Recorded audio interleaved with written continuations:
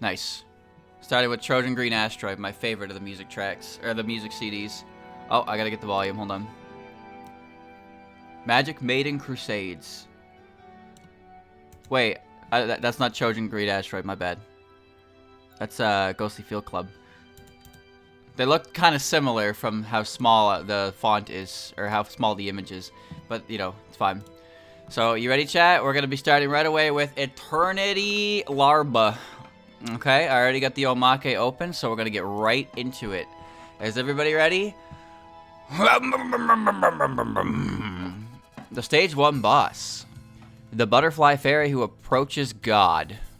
That's a powerful title. Eternity Larva. Species, fairy. Ability, capable of scattering scales. A swallowtail butterfly fairy. But with that said, she doesn't just embody grown butterflies, but also caterpillars and chrysalids.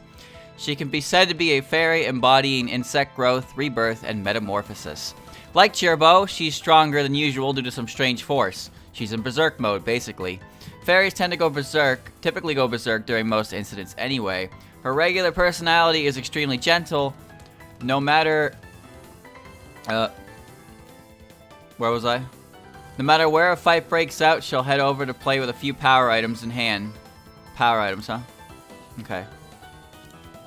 Apparently, when she senses danger, she spews Danmaku and a foul stench from her antenna.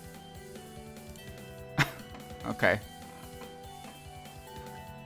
Alright. There you go. What did I get? I got... Here's what I got out of that one. Neat, I guess. Now, here's the thing about Eternity Larva. Oh, it begins. Oh, it begins! So, Eternity Larva, as we know, is, you know, she's kind of boog-shaped. Maybe a little boog-esque. She's apparently kind of stinky. And, you know, she embodies certain aspects of boog. But, what the Omake doesn't tell us is it doesn't hint at the fact that she's like a secret god. Or like the different things that she's shown to be able to do in Visionaries, like be able to utilize Clown Piece's torch. So, there's some stuff in there. There's some stuff about this character that really, like, you want to know more about, but the Omake is not really doing much for it. So I'm putting that in neat, I guess, because it's still neat. It's still neat, and I can't ask for more characterization, even though I want to, because I still feel like there's a lot about this character that is unexplored and hinted at to a degree that makes me think, what is with this character? But I learned something interesting today, is that she can produce the stinky from her her antenna. And I think that's neat. You know why that's neat? Because that is what we in the business like to call a cool bug fact. Anyway. Next. Nemuno. Oh. Watch yourself, Jun. Jun, you're in the way of my mouse. Jesus. Okay. Alright. Alright. Stage 2 boss. The Yamamba, who surpasses this floating world's barriers. These are some powerful titles. Nemuno Sakata. Species Yamamba. Ability capable of creating sanctuaries. Excuse me? What does that even mean? Chat, did anyone know this? Genuine question. I actually didn't know. I know every character in the series has some kind of ability, but what the fuck does creating sanctuaries mean? What does that mean? A yokai who lives on the yokai mountain. Yamamba are species that enjoy acting independently without forming groups or societies. They barely ever interact with fellow members of their species. On the other hand, they're known to interact with other species. However, it's always a business-like kind of interaction. They're completely the opposite of a society-loving Tengu. It seems they form non-aggression treaties with other species and live on their own. In the human village, it's generally assumed that people who go missing in the mountains were dealt with somehow by Yamamba, but in reality, it seems that they often send lost adults back with a warning and take custody of lost children, who they raise into upstanding human beings. The reason for this is unknown. Nemuno herself, likewise, has no interest in the world at large. She's primitive even by Gensokyo standards, and there's hardly any information on her. Huh. Alright. So, I guess that's part of Yamamba folklore, is that they raise children. They raise lost children, or is it something more sinister, like they kidnap children?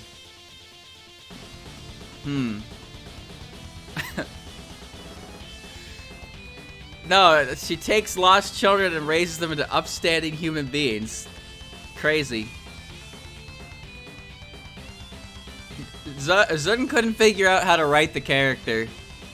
He mentions it in Strange Creators. He's like, Yamamba are very popular and well-known yokai, but they don't get written about very often. And then he tried writing one himself, and he was like, oh fuck, this character's kind of boring. I don't know what to do with it. And then there you go, right? What do you do with a character whose entire character is that she doesn't like engaging with other characters, right? How do you write that kind of thing?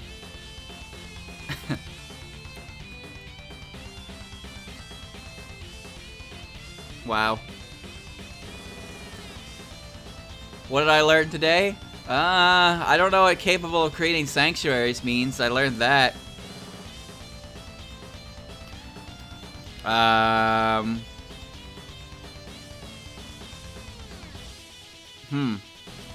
I don't know, I feel like there was a decent amount of stuff in there, but at the same time, it kind of feels like a lot of it was padding, which, to be fair, is like the whole thing anyway. Did I learn? You know what I'd actually put this under? I put this under cool universe lore, because there was very little about actually Nemuno in there, aside from the very end. But there was actually a decent amount of information about Yamamba in general, and how they interact in Gensokyo.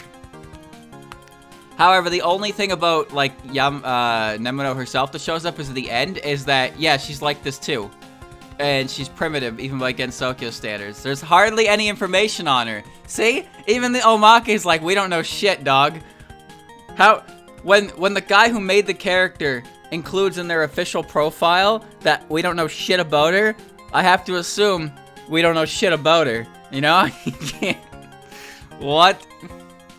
So I'm gonna put her in cool universe lore because I thought that was kind of cool. I don't know much about Yamamba. There's not a yokai I really know about. I like the idea that they take custody of lost children and raise them into upstanding human beings. The idea of that is just kind of funny to me. Next up is Oh Yeah. Alright. What's this? On drawing made by Zun in the Ukemi radio event. Alright. He drew a Chirbo as well. This is drawn by Zun. 18/12/27. Wait. Chat. Are these from the future? Also, you see how it's spelled with one N and it's spelled Chirno with an H? Interesting, huh? Why are these from 18/12/27? December 18th, 2027? What's up with that? When did that happen? Have I been asleep for 5 years? What's going on? No. It's 2027. It's from the future. Why can't we all just do the date, month, year? You do it in day, month, year format because it makes the most sense. The day starts because it's the lowest, and then you got the month, and then you got the year. Why is that so hard? Year, month, day? That's stupid. That's stupid. Dumb. Stage 3 boss, the guardian beast devoted to Shintoism and Buddhism. On Komainu. Species, Komainu. Ability, capable of locating Shintoism and Buddhism. That's your ability? You have a religion radar? Komainu, she's a single individual with the properties of both a Shishi and a Komainu. She finds places where human faith gathers, like the Hakude Shrine, Moria Shrine, Yoden Temple, and so on, then mooches around and guards the place without being asked. Did you really have to use the word mooch? She normally doesn't show herself and is said to only show off her full power when something with hostile intent appears, but she's not very strong and usually loses anyway. Oh. Since the Hakude Shrine's cherry blossoms were so beautiful, she was having a flower viewing at the shrine when the commotion began. She had intended to leisurely sit around drinking sake, but somehow or another she wound up bearing the brunt of the ensuing battle. She was somewhat disappointed to find herself fighting a shrine maiden, but it was somehow fun. She found a strange, bottomless spiritual power welling up in her heart and felt something cold running down her back. Though she didn't know where or what it was, she sensed that something deeply important was being deliberately concealed against Sokyo. I see. So what did we learn? That On is a bit of a lazy bastard. Just a little bit. So she was just kind of chilling. And then she got involved because I guess she got involved. I don't know. Welcome to early game Omake text where there's not a lot to go off of. There really isn't. But it did explain a little bit, you know, what she does. So there's that, I guess. There's like a hint that she knows what's going on to some extent. Interesting. But where would I put her? Where does the dog go? Honestly, neat, I guess. That's the best I got. Reimu didn't recognize her. That's the thing. On was like, I've been here the whole time, and Reimu's like, no, the fuck you haven't. You lie. And On, you know, I was like, I'm the statue who's been at your shrine since the first game. Now, the thing about On is there's not really a lot here in the Omake, but she does show up in Wildhorn Hermit, and I like the character that she portrays. It's actually accurate to what you read here about how she visits the shrines and hangs around, because she tends to just kind of assist at either shrine, and she's also like corporate espionage, because whatever she learns, she gives the details back to Reimu. She really just shows up, but and as far as Touhou 16 characters go, she's probably the most prominent one to actually like reappear. After her would definitely be like Eternity, even Okina. Well, I guess Okina at this point, like Okina, On, and Eternity are the only 3 characters from 16 who actually see the light of day anymore. You don't see Narumi, you definitely don't see Nemuno, and Mai and Satono are not real characters. Nope. Sorry, we made them up. It's not real. None of it's real. Narumi. Alright. I enjoy Narumi. Still pretty small, but again, Touhou 16's main cast of characters is all pretty small-time characters to begin with. Stage 4 boss, Magical Jesus who manifested in the forest. Narumi Yatadera. I didn't say Okina wasn't important. So the Touhou 16 characters don't usually show up very often. And the only ones that actually do show up are On, Okina, and Eternity. Nemuno has not shown up since. Narumi has only shown up in Curiosities, where she got sassy with Sumireko. And Mai and Satono have just like not shown up at all either. So there's a lot of spots in Touhou 16 where the characters just kind of stopped appearing. Touhou 14 had the same. Touhou 14 has a similar issue with small-time characters, but the difference between them and 16 is, aside from the fact that 14's been out longer, is that 3 of the characters, the stage 1, 2, and 3 boss from Touhou 14 are part of a tightly knit group, and they're usually put together. So if you see one, you see them all, and that kind of creates a little following for them. Ben and Yatsuhashi get way less, and Raiko. Unfortunately, as cool as Raiko is, she usually gets shafted because she's alone. Now, she is with the Prism Rivers nowadays, but oftentimes you don't really see her with any character in particular. Most of Touhou 14 is taken up by Seija and Sukuna, followed by the grassroots yokai. And then, I honestly don't know who's more popular between Raiko and the Tsukumo sisters. I really don't. I want to say Raiko just based on the fact that she's part of the Prism Rivers now, but at the same time, I don't feel like I see more Raiko as a result of that. And the Ben and Yatsuhashi fill this niche where they're not that popular, so as a result, they attract people whose personality is liking things that aren't popular, so they kind of take this weird roundabout loop into becoming semi-popular again. Whereas Raiko just kind of remains in limbo, where I think she's cool, I think she's kind of popular, but not popular enough, but she's not unpopular enough to attract that kind of crowd, so she just kind of sits in limbo. Anyway, thank you for coming to my TED Talk. Stage 4 boss, Magical Jesus who manifested in the forest. Narumi Yatadera. Species Magician Jizo. Ability capable of using magic, the control of life. Sounds powerful. A living creature who used to be a Jizo statue in the Forest of Magic, but gained life from the forest's magic power. She was troubled by the forest's unseasonable snowfall, but she was a stay-at-home kind of person to begin with, so she didn't bother leaving the forest and investigate. Oh, this is a good theme. The forest. Wait, this is Forbidden Magic, right? It is, yeah. I thought I recognized that one. It's one of my favorites from Touhou 5. Mai and Yuki have a really good fucking boss theme. The Forest of Magic has the power to change the very nature of the beings within it. She may be a Jizo, but she's not the Jizo Bodhisattva or anything.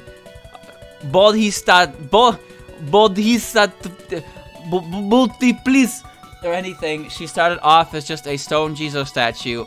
Since she's a stone statue that gained a life on its own, she's somewhat like a golem.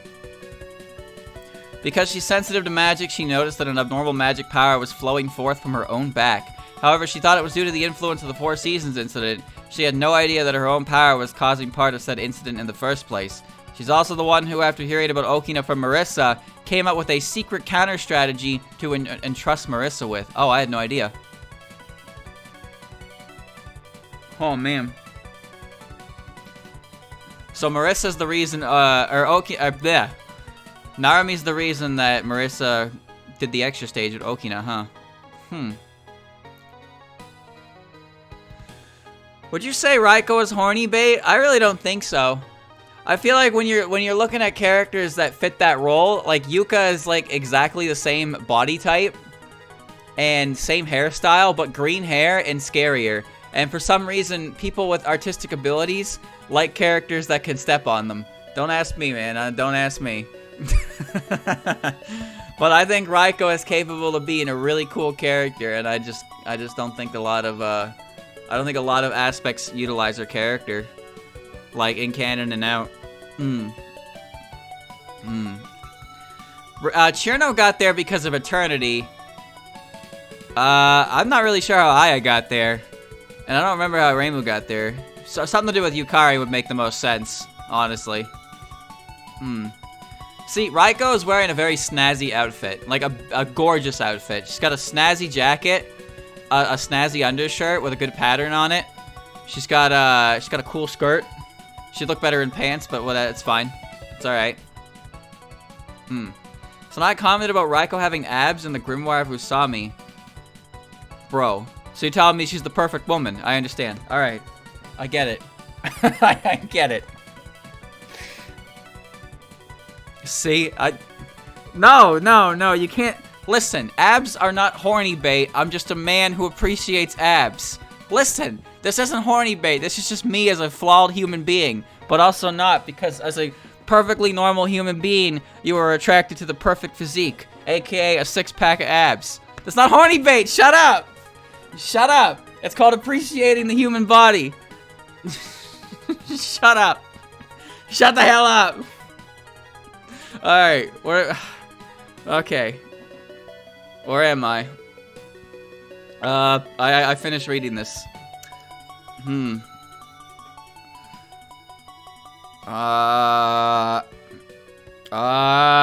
okay, let me... Shut the hell up, chat. Shut up. There's nothing wrong with appreciating a fine physique. Nothing horny about it, alright? You understand if you look at somebody's muscles and you think, damn, those are big, alright? That's just how it be. That's just how it be. So here's what I learned about this character. Not much, honestly. She kind of hangs out in the Forest of Magic. She's a statue. She's sensitive to magic. She helped Marissa.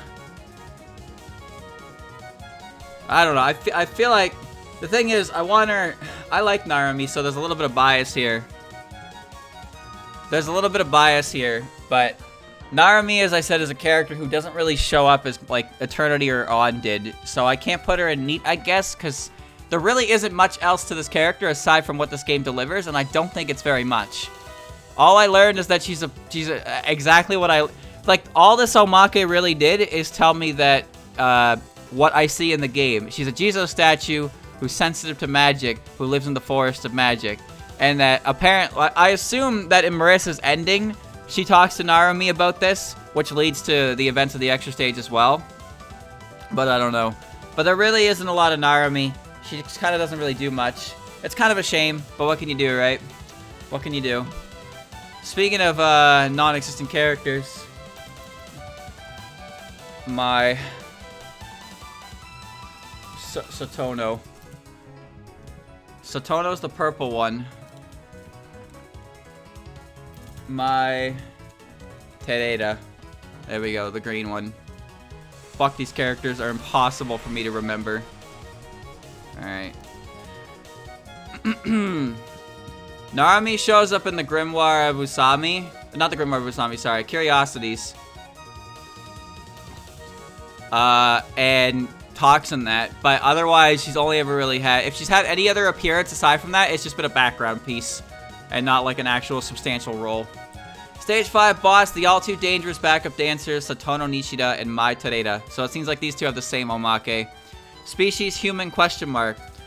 So alright. So ability, capable of drawing out people's mental energy by dancing behind them. And that's Satono's ability. And capable of drawing out people's vitality by dancing behind them. And that's Mai's ability. A pair whose purpose is to draw out the latent abilities of all things. Okina's subordinates. They used to be regular human children, but due to Okina's magic power, they're becoming less and less human. They hardly have any memory of their time as human, and they dance in joyful madness. However, their personalities are the same as when they were human. Mai is a scatterbrain, but she's quick to take action. Satono is discreet, but slightly overconfident at times. Their dances aren't meant for people to enjoy, and are in fact quite eccentric. They dance all for Okina's sake, and take action all for Okina's sake. The two of them don't know that the doors on people's backs are meant to search for their own successors. Okina only told them that the doors are meant to search for more allies for the two of them. If they did happen to find out the truth, what action would they take? In all likelihood, they just keep doing the same thing. They can hardly even imagine going against Okina's orders, after all. They serve Okina as her loyal servants, but their abilities too are nothing more than an extension of Okina's. That's kind of depressing. That's kind of depressing. So... yeah, they pretty much just work, they purely work for Okina, and they're actively assisting in finding their own successors. And I like that the Omake is like, what would they do if they found out the truth? Probably nothing. They would just continue doing what they were doing anyway, because the Okina told them to. So, you know. You gotta dance. Leave your friends behind. Because your friends don't dance, and if they don't dance, then they ain't no friends of mine. Alright. Okay. So, what did I learn about these characters? Is they retain their personality, which I got one sentence for. Like, literally 7 words. Sorry, 8 words. I got 9 words and 8 words to describe their personalities. And then I learned that they literally don't do anything except act for Okina's sake. So, like, that's pretty bad. Whoa, that's not good. Okay. I don't know what caused that. Look at that shot. Mine, Satono. Alright. Alright. Next, Okina. The big lady. Yeah. At least there's a hot link here. I wonder if she's gonna have a massive, absolutely massive... oh, she's got 2, actually. Alright, it's actually not that big, but comparatively to the rest of 16's cast, it's fairly big. Okay. Okay. Alright. Stage 6 boss. The ultimate absolute secret god. Okina Matara. Species, secret god. Ability capable of creating doors on the back of anything. Crazy. A hidden god who lurks behind all things in creation. She's a wide range of public faces. An Earth Mother goddess, a goddess of no, a goddess of stars, a god of silkworm breeding, a god of hindrances, a god of discriminated peoples, etc. Nobody knows what her true nature really is. She's the ultimate secret god. whose true form must never be seen, heard, or spoken of.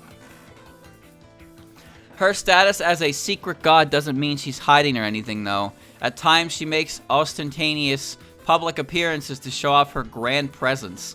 She claims that her objective was to find successors for Satono and Mai, but if she ended up unable to find any suitable successors, she'd be fine making the two servants continue to work for her. Her true goal was to stand out, to make a big show of herself and engrave herself into the memories of every human yokai and sage in Gensokyo. It seems she didn't find any successor servants in the end, but it appears that her latter goal was well and truly achieved. She is also one of the sages who created the Gensokyo of today. She protects Gensokyo from the outside world, can move anywhere she likes, and at some point, without realizing it at first, she gained a mysterious power to control both vitality and mental energy, which she uses for her duty to keep Gensokyo's balance intact. Her menial tasks are usually entrusted to her two doji servants that wait upon her, i.e. Satono and Mai. She shows no mercy to those who act rudely to her, and grants blessing to those who treat her with reverence. Fearsome as an enemy and reliable as an ally, she's the classic example of a god. Kaboom. Extra boss, the ultimate absolute secret god, Okina Matara. The season on the heroine's back was a trap that Okina had arranged. Our protagonist used Okina's season trap to her own advantage and challenged her for a rematch. At this, the ultimate secret god agreed to refrain from chasing the protagonist off with the season's magic power and revealed her true form. It was a chaotic fusion of many gods' forms, every bit the same as the face she shows publicly. Speaking of which, she may be a secret god, but she's not hiding. From the very beginning, she was a secret god who put everything she has out in plain sight. Alright. Amazing. So, what did I learn today? What did I learn today? Well, I knew about her objective. I did know this. One of the objectives, of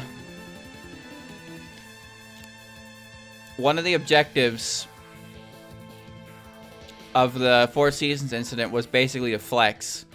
So, she said that it was about her, she said it was about finding new servants, which I guess is part of it. But in actuality, she wanted people to be aware of her, I remember most of the story for Okina's, like, ambition comes from her interaction with Aya, because Okina's, like, a natural enemy to the Tengu or something like that. So, she ends up revealing a lot of her plot, so to speak, to Aya, and Aya decides not to publish the information that she learned because she was afraid of a panic being caused by it. But I guess the Tengu are getting a little bit feisty, because you know every group tends to be vying for control of the human village to some extent, because he who controls the human village controls all of Gensokyo, since the lifeblood of the Gensokyo comes from the humans' fear of them. But Okina has a habit of getting involved in things, but Okina also has a bad habit of being the cause of said things. So she's kind of like, I don't know. She's kind of like, imagine. Let me think. Let me think of a good example here. Imagine if Okina took a cookie jar. All right. Imagine if Okina took a cookie jar and put it in front of you and said, "Don't take cookies out of the cookie jar." And then you took cookie out of the cookie jar, and she's like, "See, I told you can't do that." But like, she was the one who put the cookie jar in front of you in the first place, just so she could teach you a lesson. You know what I mean? She creates the problem to create a solution. And it's like, what are you doing? She put the cookie jar in front of you, and then when you reached into the cookie jar, you got punished for reaching into the cookie jar. But she put it there in the first place, so it's half her fault. She's the reason the fairies, were becoming crystallized. She's the reason petroleum was leaking in from the blood pools. Also, she could teach Gensokyo a lesson. How will Gensokyo can't handle petroleum. Anyway, here's a bunch of petroleum. See? This, I gotta show you guys. This shit's bad. You can't use it. It's not good. She is the problem. However, she is also the solution. That's what Okina does. She creates the problem so she can show everybody that she is the solution. But at the same time, I kind of understand the idea of what she's going for, because the thing is, some people don't learn until they experience it themselves. No matter how many times you're told not to do something, until you experience the consequence of your actions, you will never fully understand. Now, granted, the extremities of that can be like, you know, it can vary, but it's like, if there's a button on the wall that says do not push, and you push the button, and a guy comes out and kicks you in the nuts, like, you're never gonna push that button again, right? However, if you put that button out there and you tell people don't press that button, they're gonna want to press the button, right? To see what happens. They're gonna wanna press the button. But the people who have already pressed the button know what the button does, they're not gonna press the button. It's odd. Claire describes someone who wants to stand out in spite of her nature's secret god and gets Saki and found days waited so long to actually do anything. Well, remember, as I said, it had to do with the Tengu. The Tengu were being a little, starting to gain more control over the entirety of informations of Gensokyo. So she basically stepped in. She stepped in once she realized there was like, I guess, a problem brewing, and that, cause like peace was a thing that was coming to Gensokyo. Like Gensokyo was very relaxed and calm and peaceful. Less scraps, all the spell card duel and whatnot. So when things calmed down, more groups began plotting. And yeah, you hear it a lot in Forbidden Scroller. There are a lot of different groups who want, you know, a piece of the pie, but they don't want the whole. They want the whole pie, not just a piece of it. So Okina's purpose in this game was to reveal herself and be like, yeah, I exist, so you better watch your ass, right? It was kind of like a warning. It was kind of like a warning to the Tengu, more than anything, but also just a warning in general that she is around and she is paying attention, kind of deal. Of course, I might be reading a little bit too much into it. I think the character is kind of cool.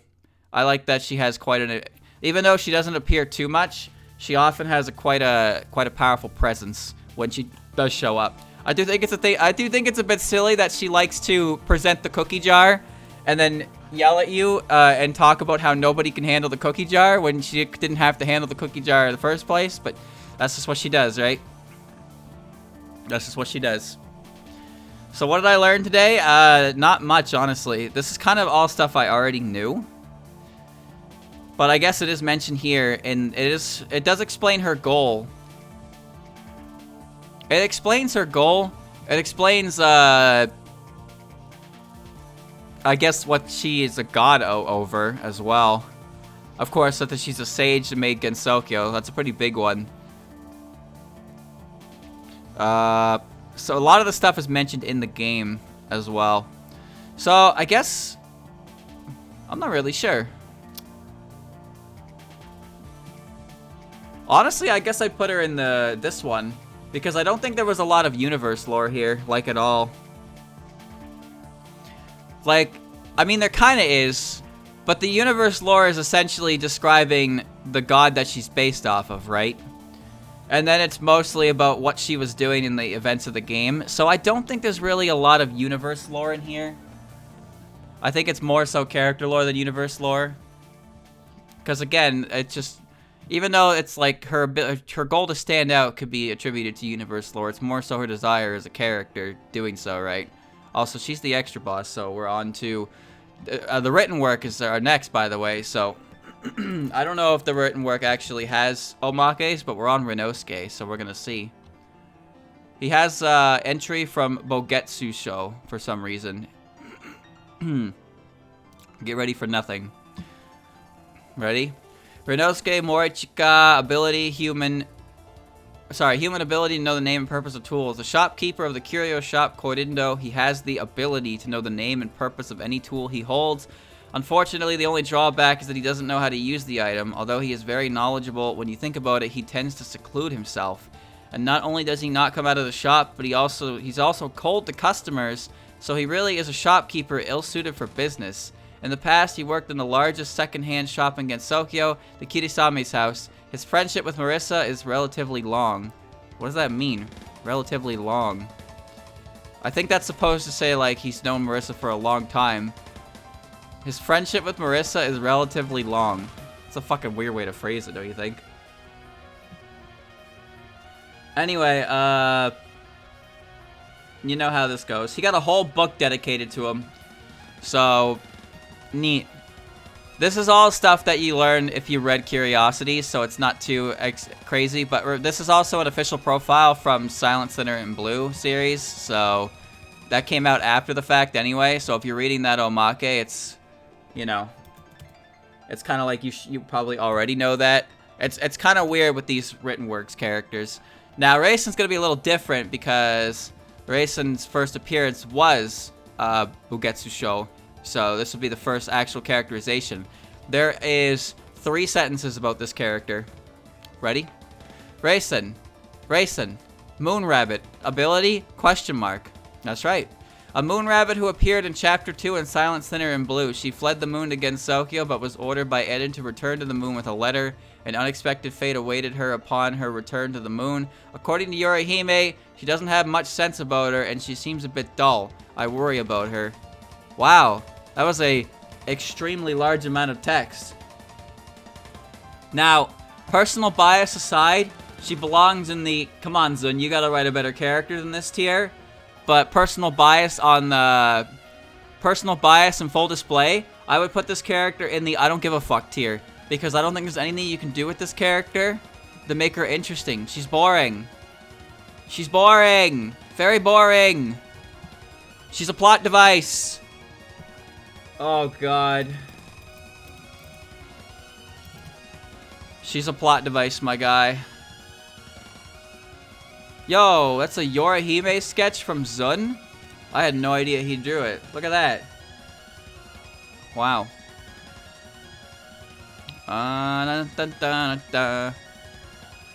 Oh, that's even smaller text. Wow. Alright. Watatsuki no Yorihime. And in parentheses, Watatsuki no Yorihime. Lunarian ability? Question mark. Toyohime's younger sister. She was also watched over by Eden. She has a much more serious personality than her sister. Her ability is also shrouded in mystery at present. What a fucking descriptor that one is. And now Toyohime. This character is boring as shit. Oh, look at that. Zun even drew her too. Look at that. He has concept art for these characters. These are from strange creators in Outer World, huh? I had no idea. So, it's no secret, chat, but I don't like the Lunarians, like, at all. But if you had to pick between the 2 sisters, they're both pretty fucking boring.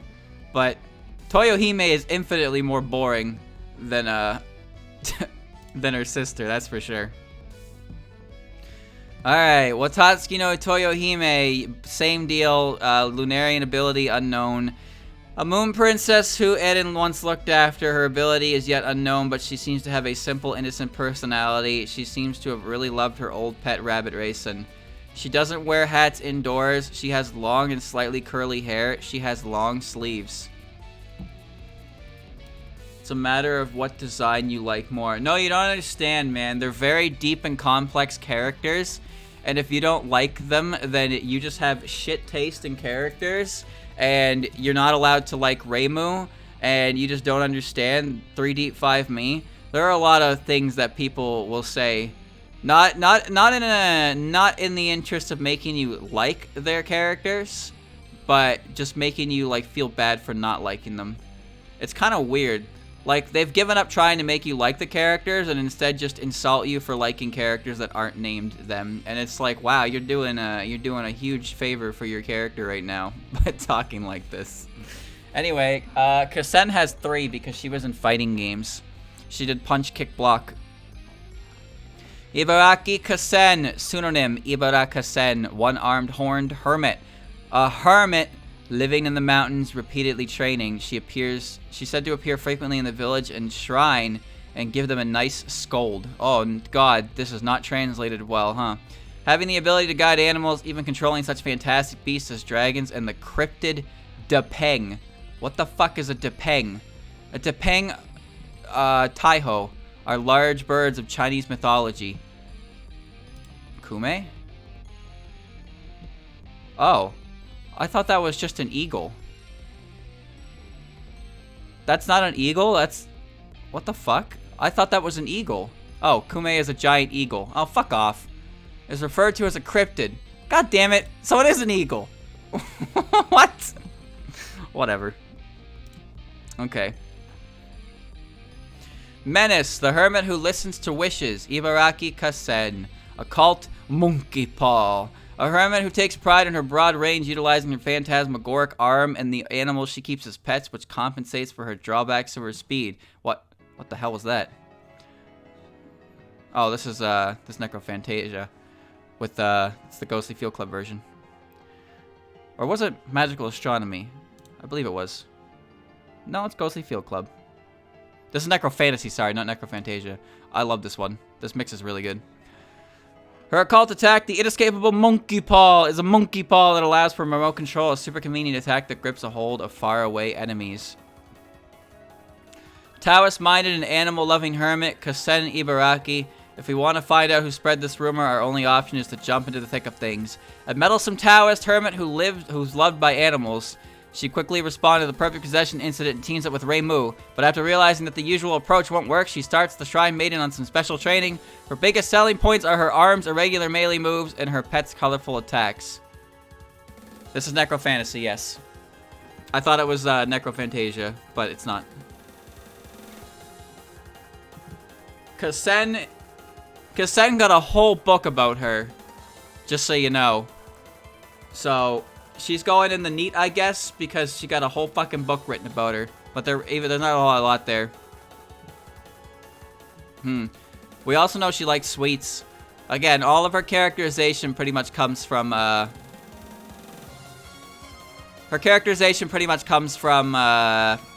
Hermit. But since this is based on Omake text, it is based on Omake text. So here's something interesting actually I want to show off, if you didn't know this. So here's art of Kasen in Sengetsusei, if you didn't know. Puppy. So here's why this is interesting. The written works in Touhou usually don't cross over too much. They have very, very few crossovers. However, in the last 2 chapters, like in the last couple chapters of Sengetsusei before Visionaries, there are chapters where Kasen appears at the shrine, and she's just there. Now the thing about it is, like, it's not unusual for her to be at the shrine, but the fairies, like, acknowledge her as Kasen. Everyone acknowledges her as Kasen. They all know who she is, right? And they just treat her as like, oh, it's Kasen. And that makes sense because timeline-wise, Wildhorn Hermit has already started, so Kasen has been introduced. But she does just kind of show up in 2 chapters in Sengetsusei and then never again. So because the way I read these, I actually read the entirety of Sengetsusei up to Visionaries before I read Wildhorn Hermit. I knew who Kasen was, mind you, but when I got to the chapter, and it was like, oh, this is Kasen, by the way. I was like, why is Kasen here? And why is every character just being like, oh, I know who this is? And then I remembered that, you know, these things release chapter by chapter, so even though they come out at a certain date, they don't come out complete. Because if you didn't know, Wildhorn Hermit came out in 2010, and that shit didn't end until 2019. 9 years of Wildhorn Hermit. 9 fucking years. Forbidden Scrollery was 2012 to 2017. Just like how Kasen appears in 14.5. Yeah, exactly. Kasen appears in 14.5 as a character, and everybody just knows her. She's not like a new character. She's like the only character to really do that. But I thought it was interesting because in Sengetsusei, like, it was fine. It's not like she was a big part of the story there because she had her own story anyway. But she just showed up and everyone was like, oh, hey, Kasen. And I was like, what? Who? But I actually know, I knew who. Ha ha ha, see what I did there? I knew who. Next is Kozusu. Happy Kozusu. Alright. Oh, she doesn't have one. Oh. Kozuzu does not have Omake text. Well, shit, that sucks, doesn't it?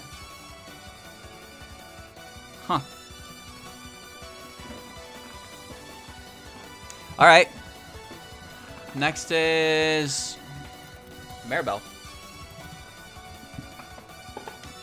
Wow, the picture they got for her is from the fucking album cover where she's looking up at the stars. Well, there's a lot of information on this page, but no Omake text. There is no Omake text. There's a picture of Yukari in here. Yukari's first appearance in Perfect Cherry Blossom. Alright. Renko. Page down. Wow! Her page is way smaller than Maribel's. Damn. Alright. Next is Akyun. Okay. This is the stage theme for, what's it called? Akyun. Alright. Just looking at the images. There's nothing here either. Yoki? There's definitely nothing about Yoki.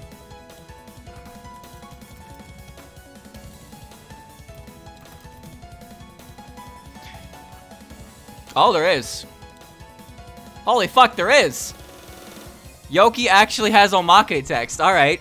Okay, alright, hold up. Yoki Konpaku, the former gardener, had been the one for about 300 years, but suddenly became a hermit after having made a very young Yomu his successor.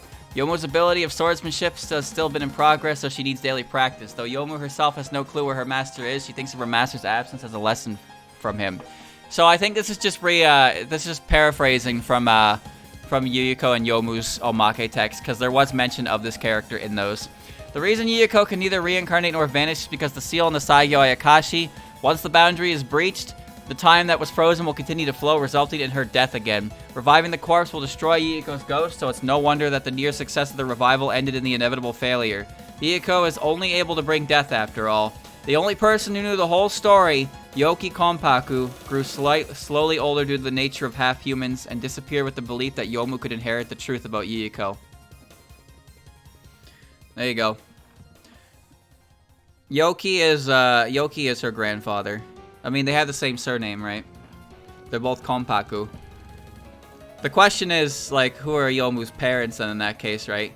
Yoki raised Yomu to be his successor, and then left on his own merits. But Yoki, the thing is, Yoki was around... Oh, I thought of something sad. Oh. Yoki was around at the time when... Yoki was alive and serving Yuyuko at the time of the whole Saigyo Ayakashi, because he knows the truth. So what if Yomu's parents were caught up in that debacle? So that's why Yoki and Yomu are the only connection between each other. There's a missing generation that's unspecified.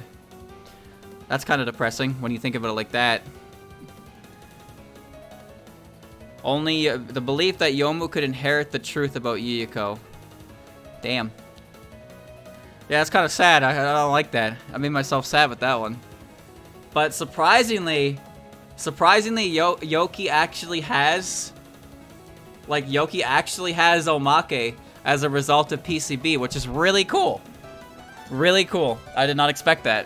So I'm putting him in the neat, I guess, tab, because it's still not much, but it manages to fit its way in the grand scheme of Yuyuko and Yomu's, plot. It does make me wish I knew more about him, though. Yeah, the Saigyo Ayakashi stuff is very depressing, and it's covered in a lot more detail in Yomu, Yuyuko, and Yukari's, what do you call it? It's covered more so in their Omakes. Anyway, Chad, it's time for Jun. Jun's sprite and Go Yoko Ibun. I like this sprite.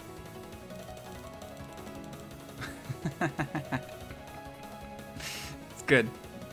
It's good. Ready to tussle. Wait, Jun on chapter 32 cover of Curiosities of Lotus Aria? Wait, Asia. Sorry, not Aria. I didn't know this. Whoa, chat! Jun had a cover image! Look at that! I mean, Sumireko's there, but who gives a shit about her? She seems naked for some reason. You know what I mean? Something about her that's like missing. Maybe it's her rings. Huh. No hat either. She's got nice boots. Neat. She's on the cover. See what I mean when I say it's the Sumireko show now? Sumireko is like basically the face of... Look, she's doing the Evangelion on the cover, dude. See this guy? He was the main character. Now he had... Fucking Renosuke, the main character of the book, now takes up the smallest amount of screen real estate on the cover. Reimu, huge. Jun, huge. Evangelion, huge. But the main character of the series, he's just kind of in the background. But, you know, he's there. I have not read Cola past, like, chapter 26, I think, when Renosuke got his robot dog. It's at chapter 32, apparently. But, yeah, it's literally just...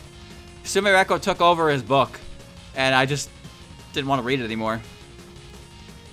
She has one character profile. The most despicable and disastrous younger twin sister.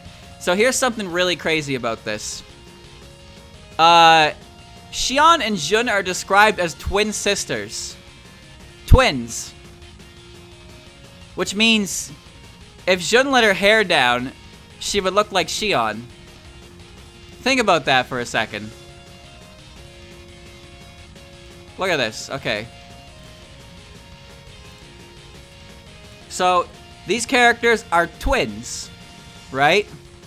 So that means if they had the same hairstyle, think Dante and Virgil, right? They're twins as well. They're twins as well, but Virgil slicks his hair back. So, do you think if Joon undid her hair, she would look the same as Shion? Obviously, because they're twins, right?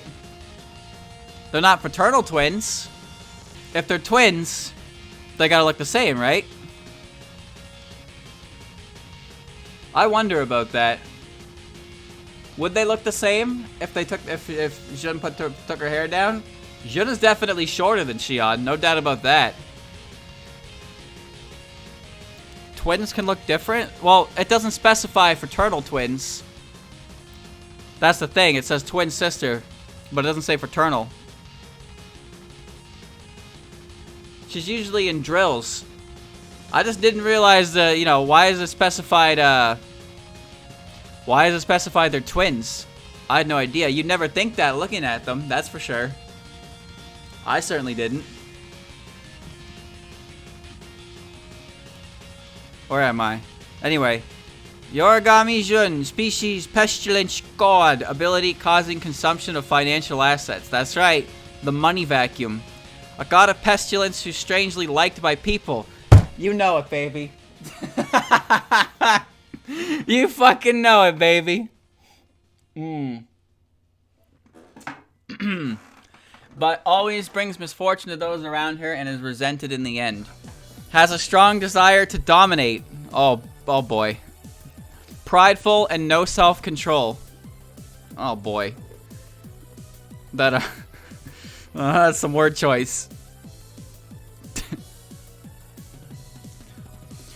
She takes hold of her targets with her fast talk, then makes them use up their money as if they're offering of their own free will. Yep, I knew that. As they lose their assets, their luck dwindles as well, and in the end, they're reduced to a husk of their former self. Then when there's no money left to drain, it's said that she wanders off in search of another human. Since she possesses humans with money and brings unhappiness to them, she could in that sense be called a god who controls financial ruin. This time around, she came up with a plan where they'd be guaranteed not to lose. Using her elder sister like a tool, she'd have her sister forcibly perfect possess their opponent and steal all of their luck and victory away from them. Wow. But yeah, fiscally dominated. I like the first line. A god of pestilence who's strangely liked by people. I've never had a line so more directly like aimed at me in my entire life. So as we saw in Hina game as well, and so she's a slick talker. She's a fast talker. She gets you to use up your money as if you're offering of your own free will. And the way she does that in Hina is that she likes to, you know, she's like a primo. You take her out on a date, and she knows exactly how to toot your horn to get you to spend money on her. She's got a big brain. She's got a big brain. But then once she drains you of all your money, she leaves, and you're left feeling shitty. But at the end of the day, you get to hang out with Joon, so is it really that bad? Some would say yes. Some would say no. Me? I don't think I would hang out with Joon ever in real life because I don't have that kind of money. You know? But because she's a fictional character, I can like her all I want. That's the crazy part. That's the magic of fiction, chat. Even the most despicable aspects of a character can be liked in fiction because it's fiction. Endearing character traits. However, 99% of the time, anything you would consider an endearing character trait in fiction does not translate into the real world. Remember that. Remember that. You can like a bad guy. You can like Dio. Dio is a great villain. Dio is a terrible person. I love Dio. He's great. He's fantastic to watch. If Dio existed in real life, I wouldn't be saying that about Dio. You know what I mean? Like, wow, Dio is literally right there in front of me. He's so cool. I'm not saying that about Dio if Dio is real, because Dio is not a good dude, but Dio is a good character in fiction. You know? You know what I mean? So you can like characters who are bad guys in fiction. That doesn't necessarily, like, you can like aspects to them. You can dislike aspects to them as well. It all depends on how you feel about things. But me, I like Joon. I like Joon, even though she's like a ticking time bomb of financial disaster. And in this economy, I can't afford that. Literally can't afford that. But because it's fiction, I can look at Joon and she doesn't cost me anything other than what I spent to get her Fumo here. So, you know, she cost me money in the end, of course. But I enjoy the character because I don't suffer the repercussions of the character's existence. This is why we like the character. You think her sister would fare any better, though? Her sister is unlucky. Like, pure unlucky. If you hang out with her, you're just going to be in an even worse situation than if you were hanging out with Joon. But people love her. People fucking love her. But I guarantee you, if that character was real, nobody would go near her. There would be a few bleeding hearts that would try, but there is no human on Earth who could manage that kind of character with, like, a real relationship. It's just impossible. These characters are designed to be like that, but we love them anyway. Shion's meaner at the end of their game. She has, she doesn't respond well to being called poor, as we saw in 17.5. She doesn't like when people call her poor. She gets angry. Anyway, where does that put Joon? It puts her in Joon, give me more Joon. That's where it puts her. Because no matter how much you've written there, I want more. Next is her sister, Shion. Alright. Bomb, bomb, bomb, bomb, bomb, bomb, bomb, bomb. The most despicable and disastrous elder twin sister. Shion Yorigami, species poverty god, ability capable of making people unlucky, including herself. A poverty god who reduces people's luck and makes them poor upon possessing them, who is thus hated by everyone. Abject and gloomy, would rather let other people take care of things for her. She herself will remain destitute no matter where she goes, so she doesn't try to put in any effort and is apathetic. Where does all of the lost wealth and good luck go? They're actually converted into debt and bad luck, respectively, and continually stored inside her body. As more and more is stored up, it'll explode at regular intervals. At this time, she turns into a super poverty god who scatters bad luck all around. However, she's actually a sort of guardian god who protects people from dramatic financial ruin by reducing their overall wealth, although she's still hated in the end, of course. This time around, in order to escape from poverty, she decided to possess her gaudy spendthrift of a younger sister. How dare you call her that, even if it's true. Her sister can't save up money either, though, so she remained poor as ever. Yeah, that's true. Jun's problem is that not that she doesn't have money, it's that she can't keep her money. So, she lives a very glamorous lifestyle, but at the end of the day, both of these characters are walking around with 0 in the bank account. These characters are fun. She explodes into a bomb of bad luck. However, she protects people from dramatic financial ruin. Chat, here's how this works. Let's say you have $1,000, alright? Let's say you have $1,000, and every week I show up at your house and I take 100 away from you. And somehow this is better than if you just lost $1,000 in one day. That's how I think about what that sentence says. The idea that, oh, she just takes a little bit from you every day, so it doesn't sting as bad as if you lost it all in a lump sum. You know what that reminds me of? In the fucking Animal Crossing Wii U amiibo game, there are stupid-ass events. There are stupid-ass events that punish or reward the players that are losing or winning. So there's an event, if you're losing by a large margin, the game will just be like, oh, wow, you won the lottery. Here's like 100,000 bells. And then there's another event for if you're winning, it's like, oops, you tripped by the beach and your entire wallet is now drifting into the ocean. What? What kind of great equalizer is that? You made two extremes on the end of the board. And then you're just like, yeah, this game is fun. That game is so fucking bad, dude. Oh, it's so bad. So yeah, Shion. Shion is a character who is very, unfortunate. And you know what? I used to not like Shion that much, but 17.5 changed my mind. They're fun characters, and I like that whenever these two get involved, albeit it hasn't been very often, there's usually some Saturday morning cartoon level of scheme going on between them. Like, it's just fucking Shion shows up to Joon, and Joon's like, I know how we're gonna make money today. And then they go about their fucking harebrained 20-minute scheme. And it's amazing. That's what I like about them. They're Saturday morning cartoon villains. They're Wario and Waluigi. You know what's funny? I mentioned this in my video. But for those of you that didn't know, Shion and Joon, originally Shion didn't exist. It was only Joon.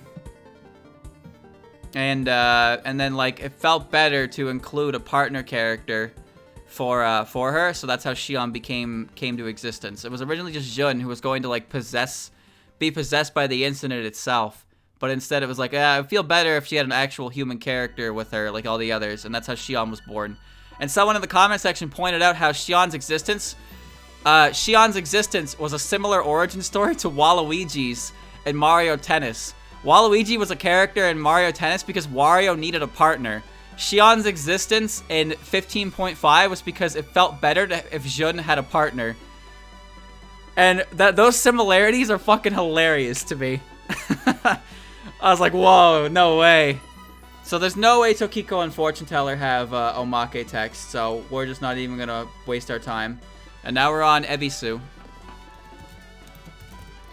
But yeah, there is actually a little bit in there for Shion and Joon, but not very much because it's one game. It's mostly just about what they do in the game and the fact that they there is a little bit of a descriptor to their abilities, which is nice, but as a biased fan, I want more, so it's not enough. That's all. They even have the correct color schemes. You know what's interesting? Joon actually has a color scheme that is very reminiscent of Wario. It's orange and yellow, not orange, purple and yellow. However, the accompanying color to Shion is not purple and black. It's Joon has a color that is very, very close to Wario. It's very Wario color that you have to assume that it's Wario.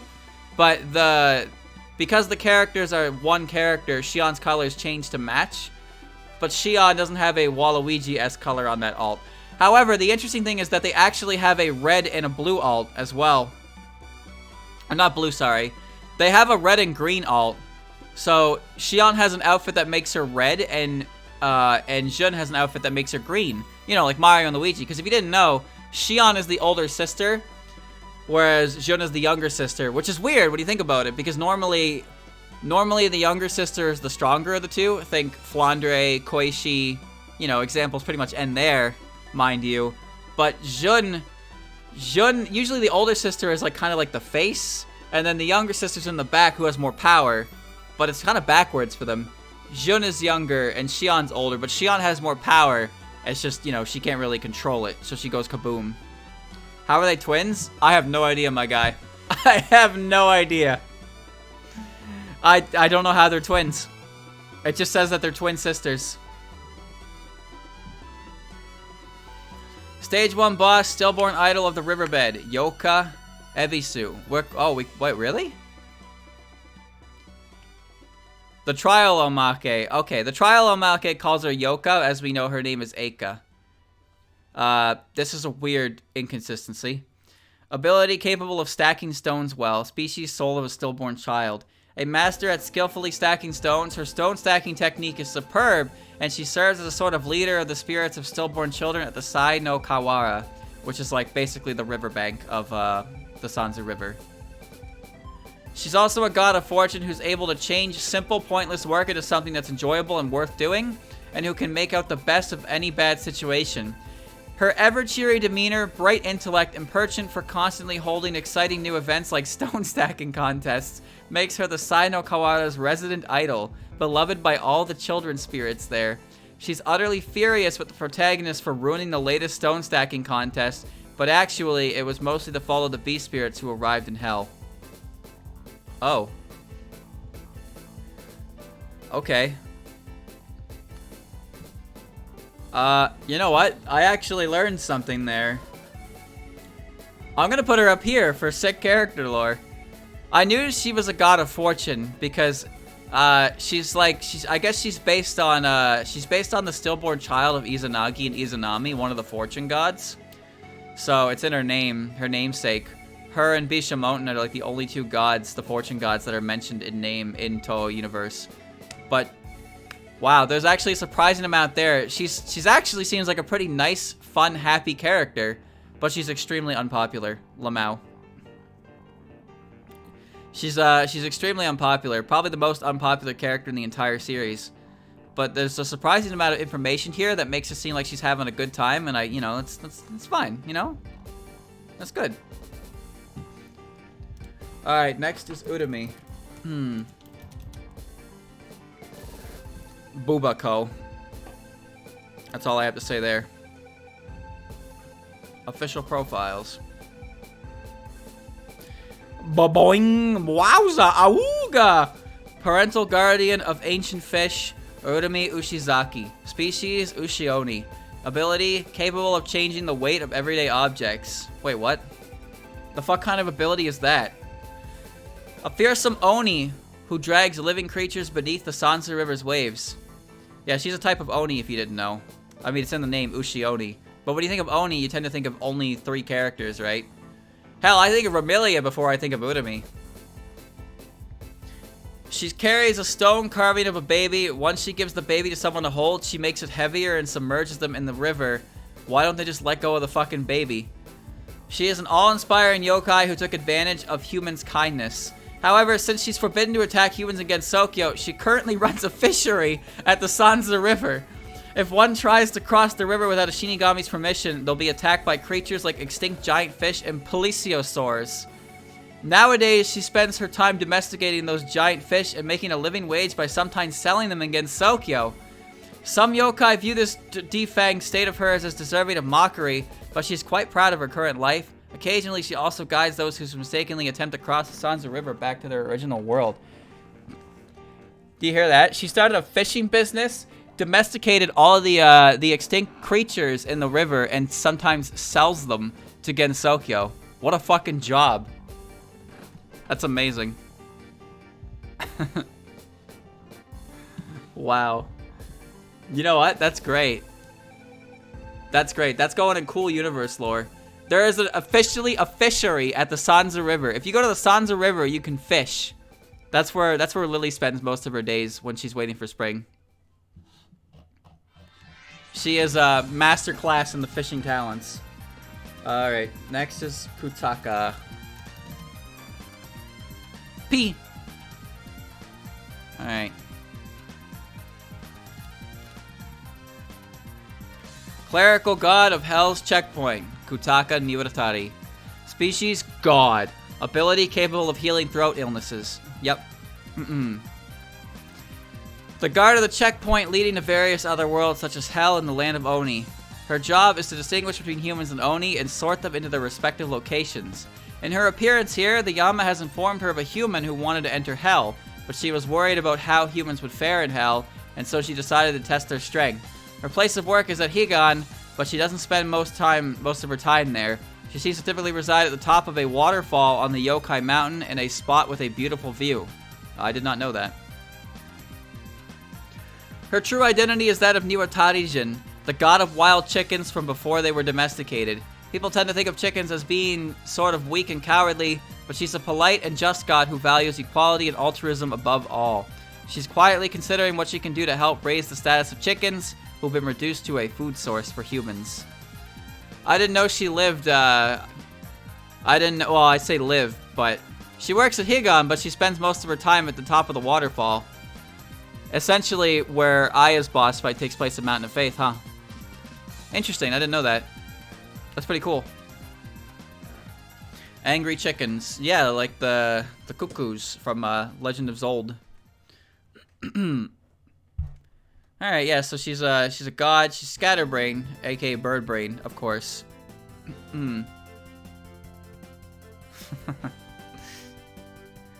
Well, I'm looking at it right now. It's neat. Is it much? I did learn something new there.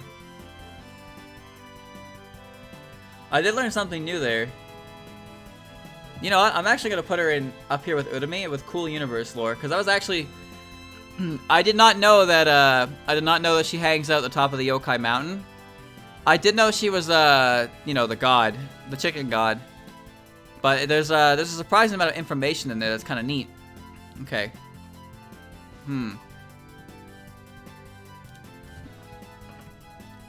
Alright, next is... Who's boss 4? Bowser. Yashiya. Miss Manhands herself. Oh, it's big! But I saw this coming. Alright. Stage 4 boss. The matriarch of the Kiketsu family. Yashiya Kisho. Species, Jidiao. Jidiao? Jidiao. I'm having trouble pronouncing that. Pretty sure it's Chinese. Jidiao? I'm not sure. Ability, capable of making people lose the will to fight back. Yeah, that sounds like her. Alright. The animal realm, the ultimate survival of the fittest world. It's a world with a strong rule as they desire, or at least it was, until a few beasts that were just a little more clever and wily than others began to form organizations. Roll credits. By now, a select handful of gigantic organizations dominate the world. Almost all the animal spirits already have no chance of victory by themselves, and the only way to survive was to team up with one of the organizations and continue fighting as their slaves forever. Even as everyone continues to fight to exhaustion, an organization can never be stopped. The Keiga family is an organization of beast spirits with excellent leg strength, fangs, and strong bodies. The Kiketsu family is an organization of beast spirits that excel at surprise attacks from the ground, the water, darkness, and so on. The Goyoku Alliance is an organization of beast spirits that fight from the air or with overwhelming numbers, from a bird's eye point of view. There's also an unidentified organization of beast spirits who excel in cowardly methods of fighting, such as traps, poisons, parasitism, camouflage, and so on.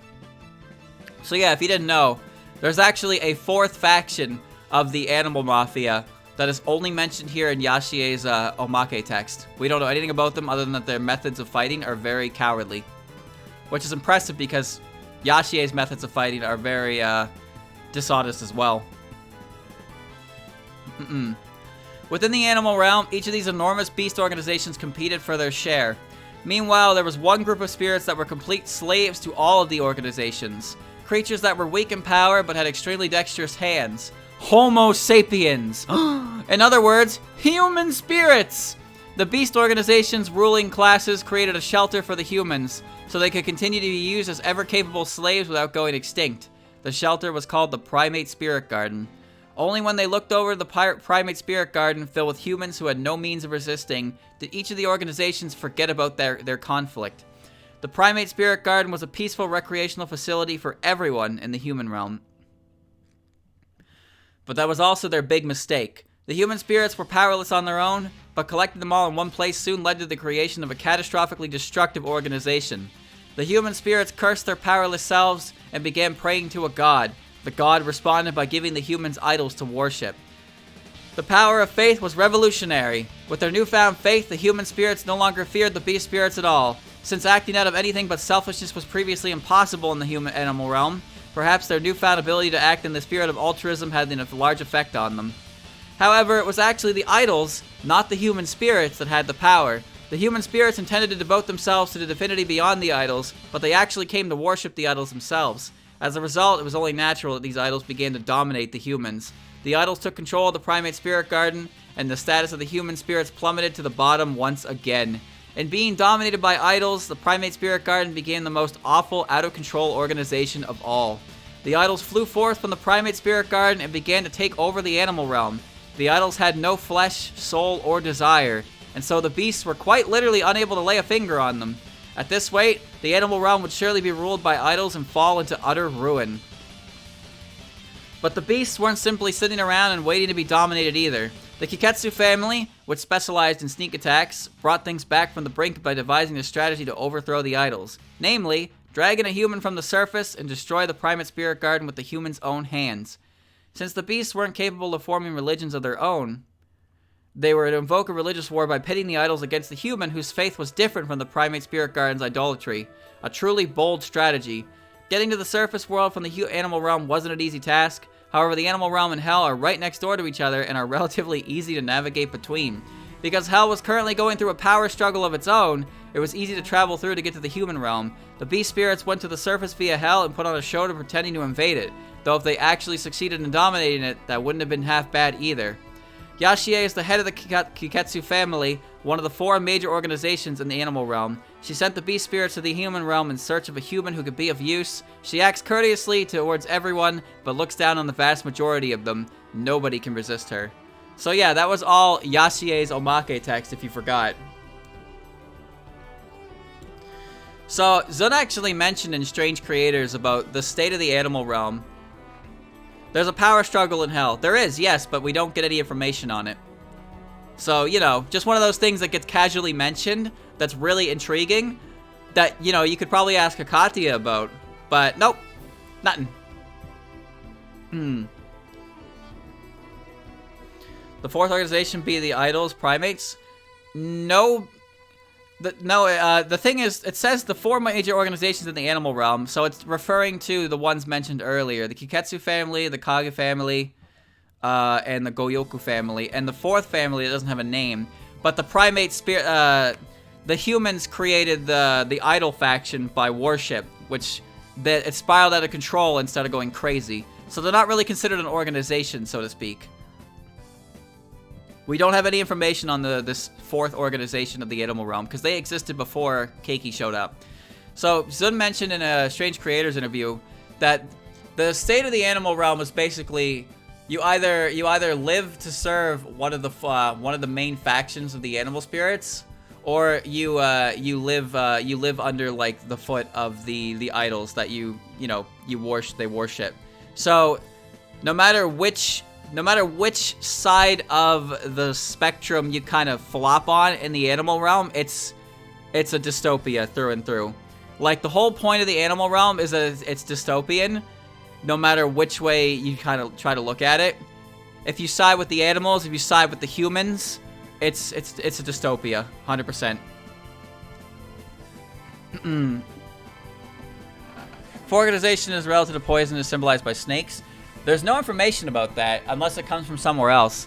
The only thing I know about the only thing that we know about the 4th organization is that they excel in methods such as traps, poisons, parasitism, and camouflage.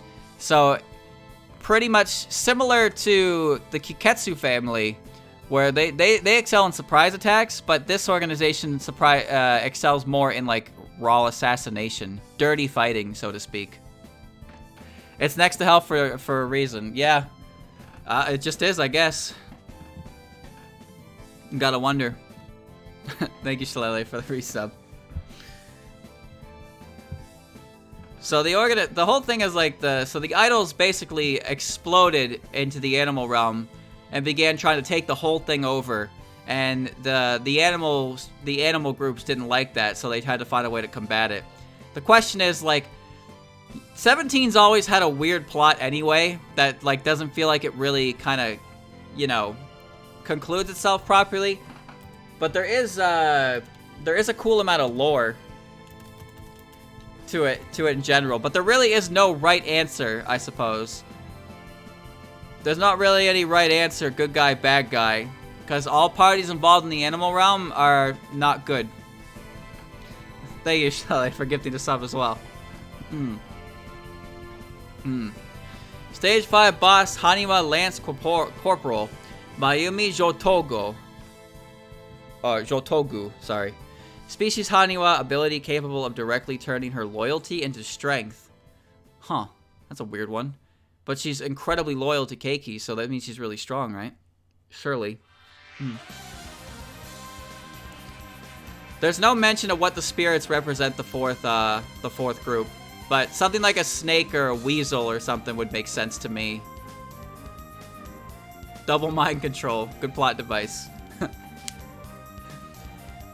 The head of the Haniwa Army Corps made by Keiki, she's skilled in swordsmanship, archery, and equestrianism, and despite her old-fashioned technology, her pure combat prowess is extremely high. It's been predicted that the workforce of human and animal spirits will be gradually replaced by the more efficient Haniwa because they can be immediately repaired after they've been destroyed, they can't get sick, and they don't need any rest. Also, because none of the animal realm's residents have physical bodies, they quite literally couldn't lay a finger on any of the Haniwa who had physical forms of their own, even its said forms were just idols. Since spiritual attacks could only affect spiritual bodies, these attacks had almost no effect on the hollow idols. They usually protected the primate spirit garden, but since they promptly eliminated every potential enemy in the animal realm, the soldiers became useless dead weight. That was when a flesh and blood human who could destroy the idols arrived. Not much there.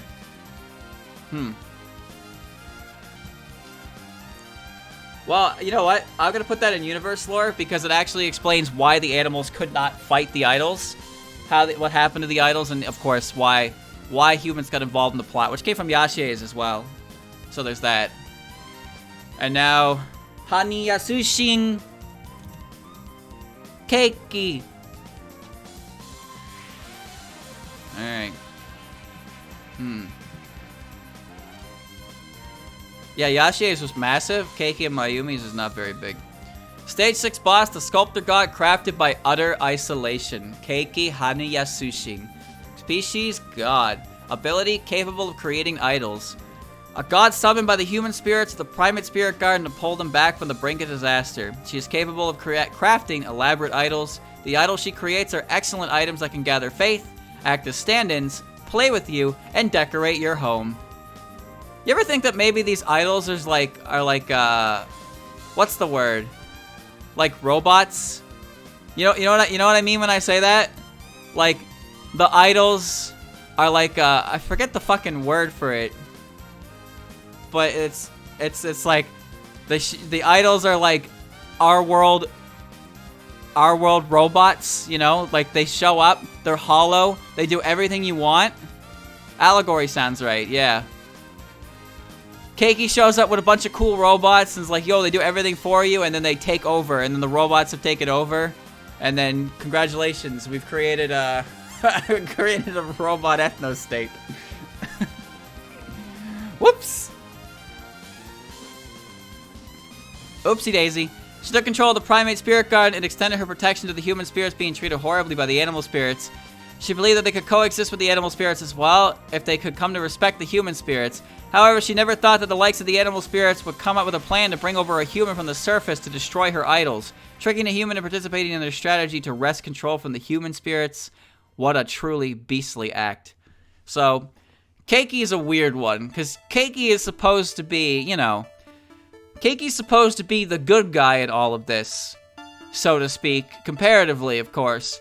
But as I said, no matter which side you end up on in the animal realm, you're living in a dystopian environment. So you're kind of stuck in a rock and a hard place, you know? Idol. I like when people make her a producer and they call and then they call Mayumi like her like an idol master. You don't see that very often, but it's definitely one that a lot of people thought of. Myself included, of course. I can't believe they brought an outsider to fight me. I wonder when this happened. 2 games ago. So what did I get out of that? Honestly, there wasn't much. 17 has a lot of universe lore comparatively to like character lore, personally. So I'm gonna put her in universe lore as well. Because once again, this explains kind of like how she showed up, what her idols did, and of course the plot as well.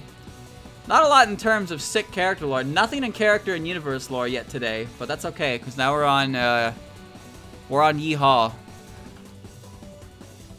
Saki. Kurokuma. Saki is cool. Okay.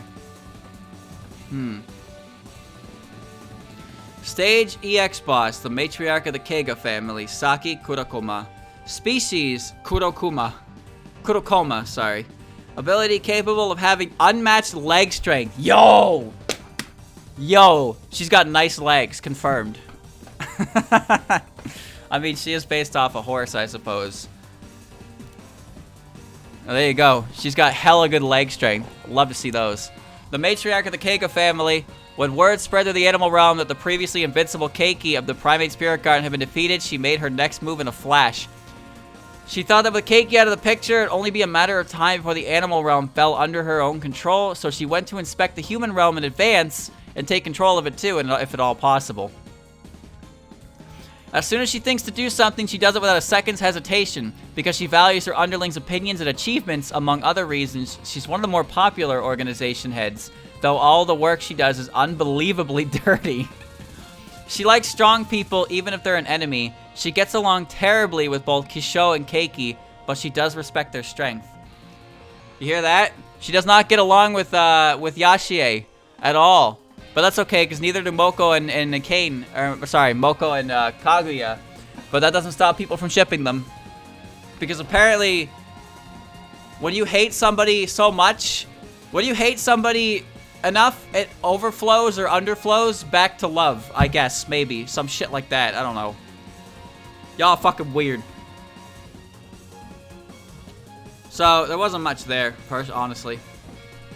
Oh well, kind of a shame. Was she short? I don't care, bro.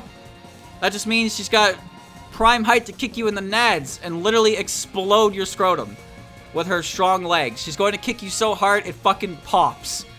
Now, you want to call her short? Be my guest. But you've yeed your last haul if you want to do that.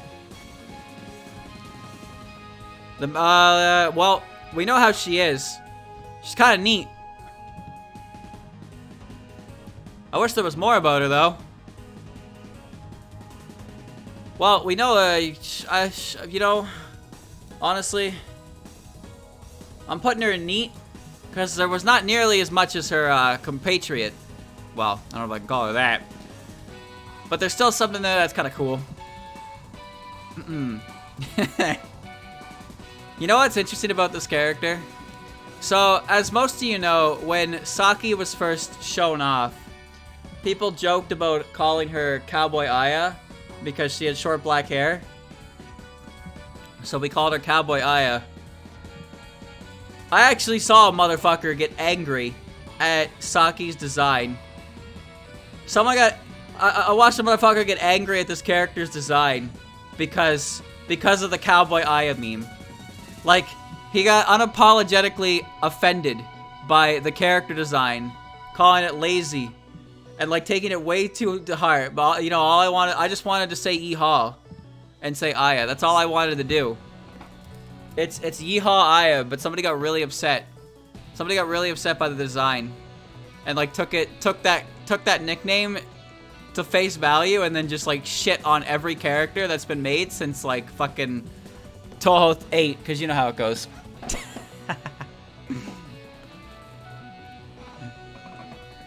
It's like Gen 1ers, man. Gen 1ers. Mioi has nothing. Neither does this fox. We're on the final stretch, chat. Mike. Unconnected marketeers. There you go.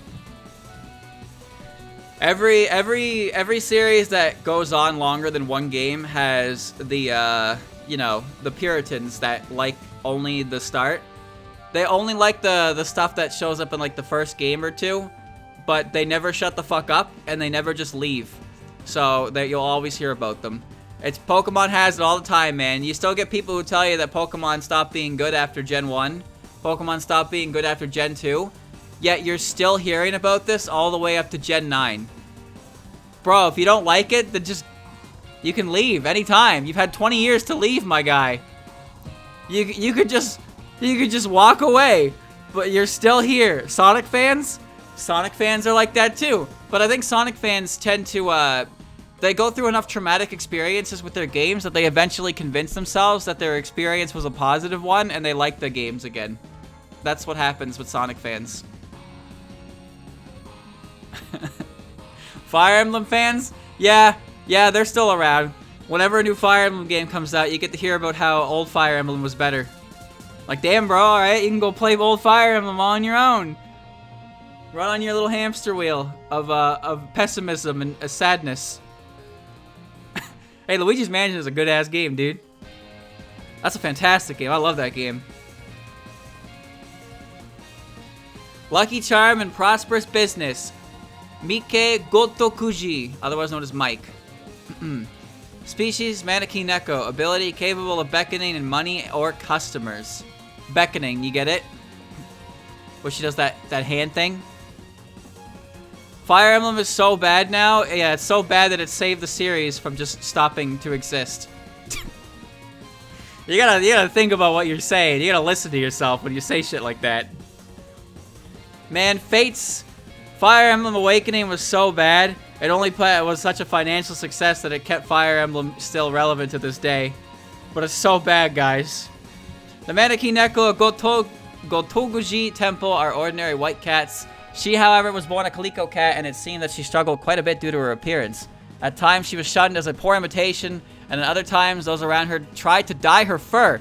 What the hell is this discrimination? But because she spat back at them there was nothing wrong with being calico, she was ultimately cast out from the group and unable to partake in her Maneki Neko training. What the hell?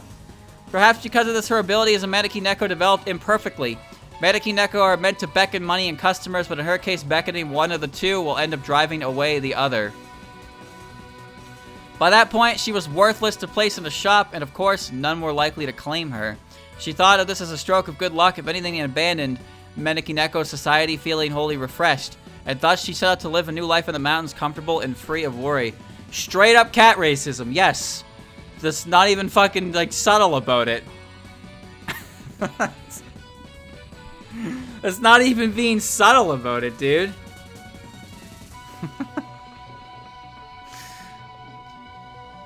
Wow. Cool universe lore. I'm putting that in cool universe lore. What the fuck? Bro, I just like, she flies helicopters. That's all I know about her. She's a helicopter pilot. Now for the business rival. Takane. Akchung. Stage 2 boss, the business yokai, the mountain's recess. Takane Yamashiro. Species Yamawaro. Ability, capable of manipulating forest ki. One of the numerous humanoid yokai who live in the mountains. Their inherent nature as a yokai resembles that of a kappa. They build hideouts in the depths of the yokai mountain, within which they live in a communal lifestyle. They're specialists at living in the forest and are quite technologically advanced. In spite of being forest dwellers, they're making progress in economic research and have built a complicated system of currency. They have a healthy rivalry with the Kappa, and the two groups call each other things like, "You lousy river-dwelling amphibians," and "You stinking forest monkeys." The Kappa wouldn't be able to complete their machines without the Yamawaro, and the Yamawaro's business would wither away unused without the Kappa's manufacturing. The two groups are dependent on each other, both in technology and in business. Takane is a leader-esque presence among the Yamawaro. As for why, people say it's because she speaks just a tiny bit more politely than the others of her kind. Oh, does she? Yeah, the Kappa don't like each other, by the way. But the thing is that they're kind of reliant on each other's groups to function as a society. Which, by the way, is going under cool universe lore. Now, here's the thing about Takane herself there. The only thing we learn there is that she speaks a bit politely compared to others. That's it. That's all we learned about her specifically. But we did learn a little bit about Yamawaro. There's a little bit about Yamawaro culture in there. And the fact that the existence of Yamawaro and River Kappa, they need each other to exist, essentially, to function as a society. But they clearly don't like each other in a weird way. I don't know exactly what it is. They have a healthy rivalry, they call it. They name call each other, but without each other they wouldn't be able to function. Kind of crazy.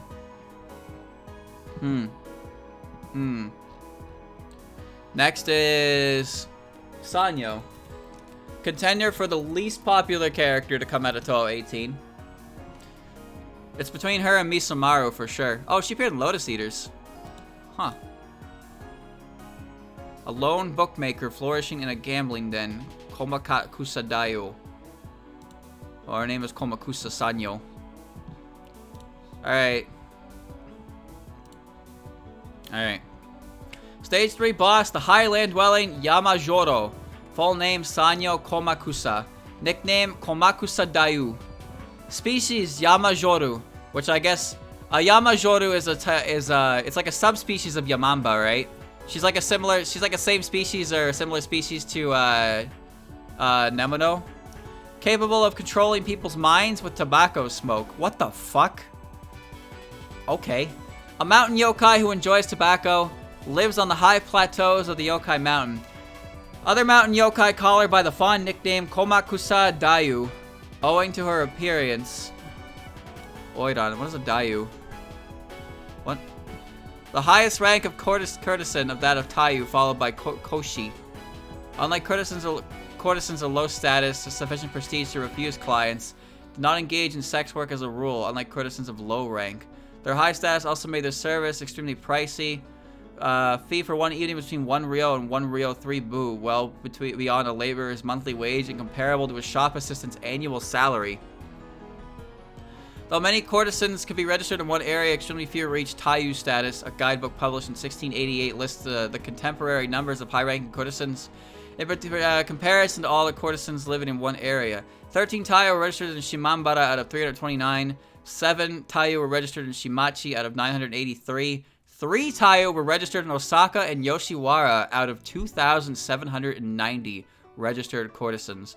A Yoshiwara guidebook published in 1792 listed the 6 entrant ranks of Oiran, including Taiyu and Koishi, who had, at the time of the guidebook's publication, been dormant with no courtesans in the role of Yoshiwara for 30 years. Okay. So, essentially, her nickname is the highest rank of courtesan. Courtesan. I don't think I'm saying that word right. But they did not engage in sex work as a rule, and their high status made their services extremely pricey. Well, that's interesting. So, she's a very high-class lady, essentially. Neat. She runs a gambling den for Tengu, Yamawaro, Kappa, and the like, and makes her living as its bookmaker. For the mountain yokai, gambling is the highest form of amusement. 100% natural yokai mountain tobacco is known for the variety of effects it induces when its smoke is inhaled. For instance, it can calm one's mind or conversely invigorate it. She skillfully uses the smoke to prevent the sort of frenzy that tends to break out in gambling dens. The den she runs is a fine, gentlemanly social gathering spot thanks to the tobacco smoke that encircles everything in it, that is. The ability cards that suddenly sprang up are the ultimate material for the mountain yokai to bet on. That's what she thought. So she runs an arcade and she manages people's temperaments with her tobacco smoke. That's actually really neat. And you know what? I would love to see her establishment. There's a tried and true, well-respected gambling den that is frequented by all the species that live on the mountain, on Yokai Mountain, and we've never seen it. We've never seen it. And that puts another character in Cool Universe lore. Crazy. But again, there's not really much about her herself, just her nickname. I learned what her nickname means. So she's respected like a high-class courtesan. That's kind of neat. Alright. Next is Misamaru. Okay. Stage 4 boss. The genuine master artisan of the Magatama, the Misamaru Tamatsukuri. Species god, ability capable of making Magatama. A god who produces Magatama from ancient minerals. Magatama are magic items that can contain the souls of living things inside of them. While only to a slight extent, they can copy and store people's abilities, temperaments, and even memories. By using the power of a Magatama, it's easy to do things like copy abilities, read information from a subject, and so on. The dragon gems being excavated in the Rainbow Dragon Cave are minerals that are well suited to being made into Magatama. She learned that a great Tengu was boring tons of holes in the mountain to excavate them, and hurriedly set out to investigate the site. This was because it would be dangerous for the dragon gems to fall into the hands of evil. On top of that, she was concerned about the mountain's environmental destruction. She had, after all, seen countless old mines that had been carved out of mountains due to sheer greed, and tossed aside when their resources ran out. The Rainbow Dragon's cave structure was labyrinthine. Fuck. And its full layout still unknown. While she was investigating, a human came and delved inside. Upon using her Magatama's power to see what their motive was, it appeared that they were investigating the ability cards. She turned them away, telling them that the caverns beyond were no place for humans to enter. After that, she continued investigating the Rainbow Dragon Cave. In its far reaches, she found a dangerous yokai that was continually digging away at the mountain. A giant centipede. A boog. A big boog. So interesting about that one. That was 100% just like lore about Magatamas and what they do. And also her role in the game and why she's there. But nothing on her herself. So once again, that's going in Cool Universe lore. Why are so many characters in Cool Universe lore at this point? I'm pretty sure I haven't put a single character in a tier above that since Hikatia, yeah. I put Eika up here and Okina up here. But then a lot of them have just been Cool Universe lore because they've been focused on the universe around them. Next is Tsukasa.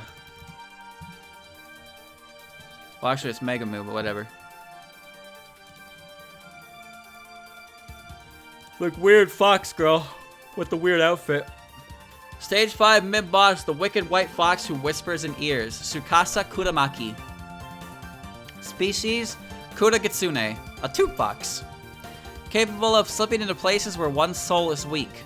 Megumu is Unamaru's reliable right-hand woman, who gets far better results than she's ordered to, or so people think. In reality, she's a troublemaker who brings about chaos by slipping into the cracks in the target's heart. She seems rather busy, being tasked with ferrying messages between the Great Tengu and the Market God, giving instructions to the Omukade and so on. She's trusted by the Great Tengu, the Market God, and even the Omukade, as they each consult with her in various ways, but her true nature is that of a Kuragitsune. Those who listen to her advice will surely receive financial benefits, but you mustn't forget that a destructive result awaits you in return. In the end, her whispers were the source of trouble that roped both the Market God and the Omukade into fighting Rainbow and Co.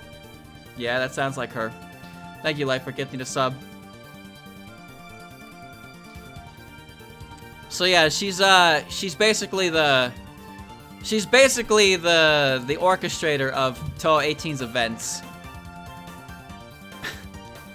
She's got her hand in a lot of different cookie jars. So where's that put her? I'd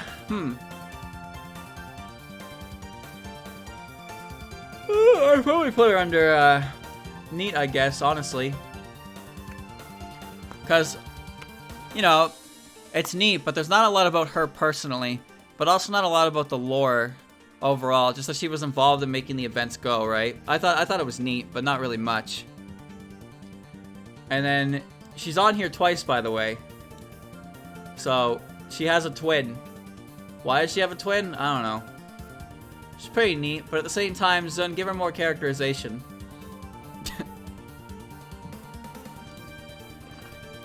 Megumu. With her tripod stand. That's pretty big. Okay. Stage 5 boss, Chief of the Crow Tengu, Megumu Izunamaru. Species, Great Tengu, ability capable of manipulating the starry sky. Doesn't need to be much more either. Well, fair, but I want more, right? I want more is the thing. When there's a character you like who doesn't have much, it makes you want more. I mean, look at Jun. Species, Great Tengu. Okay, yeah. One of the Great Tengu who live near the mountain's peak.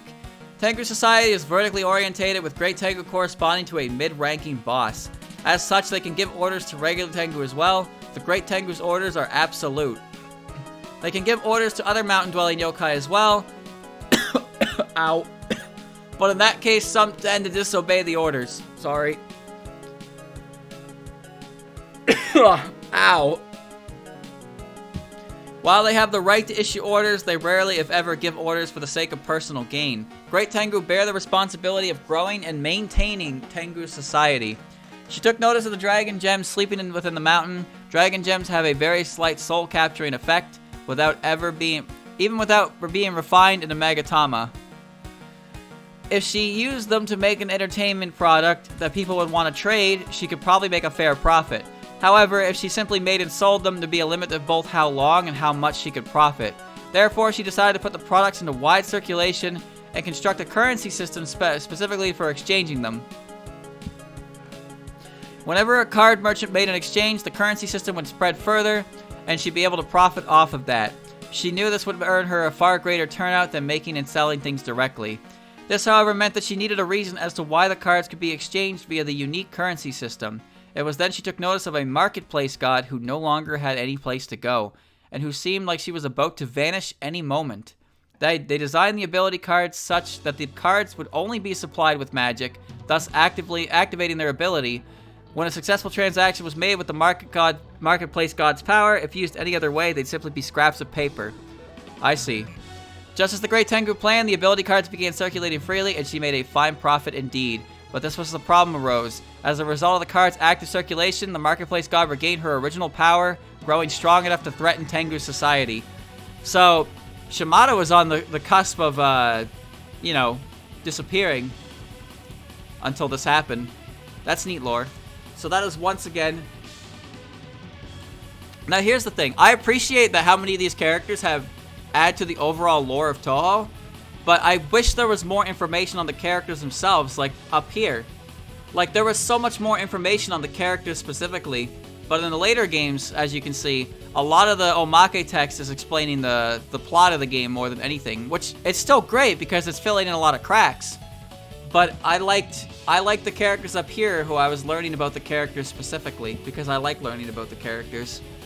There's 3 left, by the way. Marketplace God immediately links to Tengu. Thank you, Shimada.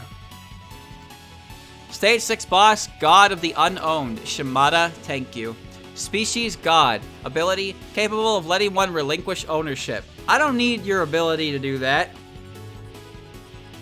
For humans, letting go of things is difficult. Yep.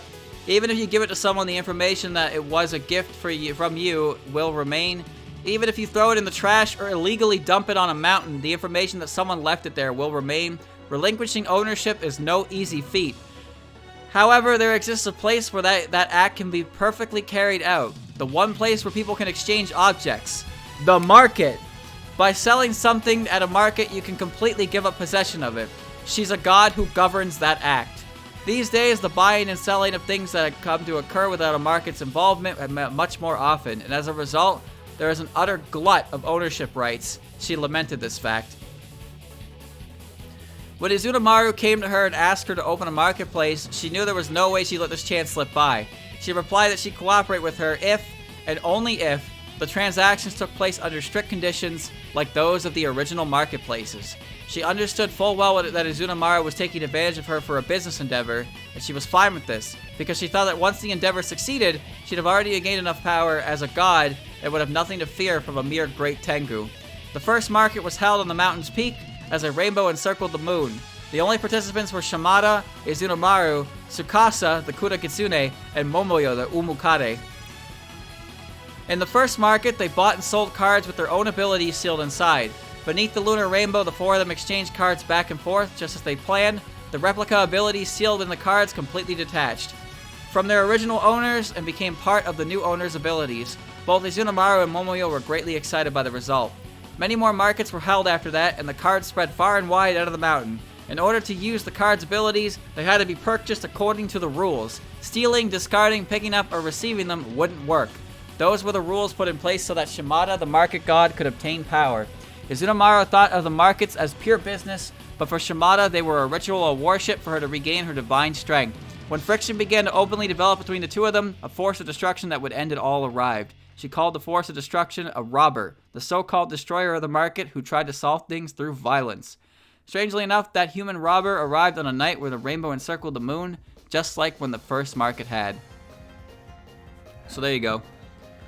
So yeah, they gathered around, performed the rite, created the cards, and from there it just kind of like spun into what it was. And Shimada specified that the cards had to be, the way the marketplace had to work was specifically for this, because she could gain power from it. But Megumu didn't know that. Megumu had just done it as a result of thinking it was just proper procedure. She didn't really know that Shimada was going to obtain her power from it, until eventually Shimada's power came back. Shimada's power came back, and Shimada no longer feared repercussions from Megumu, because Megumu couldn't do anything to her anymore. So Megumu used Shimada, but Shimada was okay with that because Shimada had a plan to use Megumu, and then in turn, she regained her former strength on the cusp of, vanishment. In other words, Shimada is one crafty individual, but when you look at her, she's like adorable, so it's hard to it's hard to look at her like that. You know what I mean? She's got that funny pose, the funny outfit. She's having a good time. And now, the Bug Girl. The newest Bug Girl. The Extra Stage boss, the Onyx Dragon Eater, Momoyo Himemushi. Species, Omukare.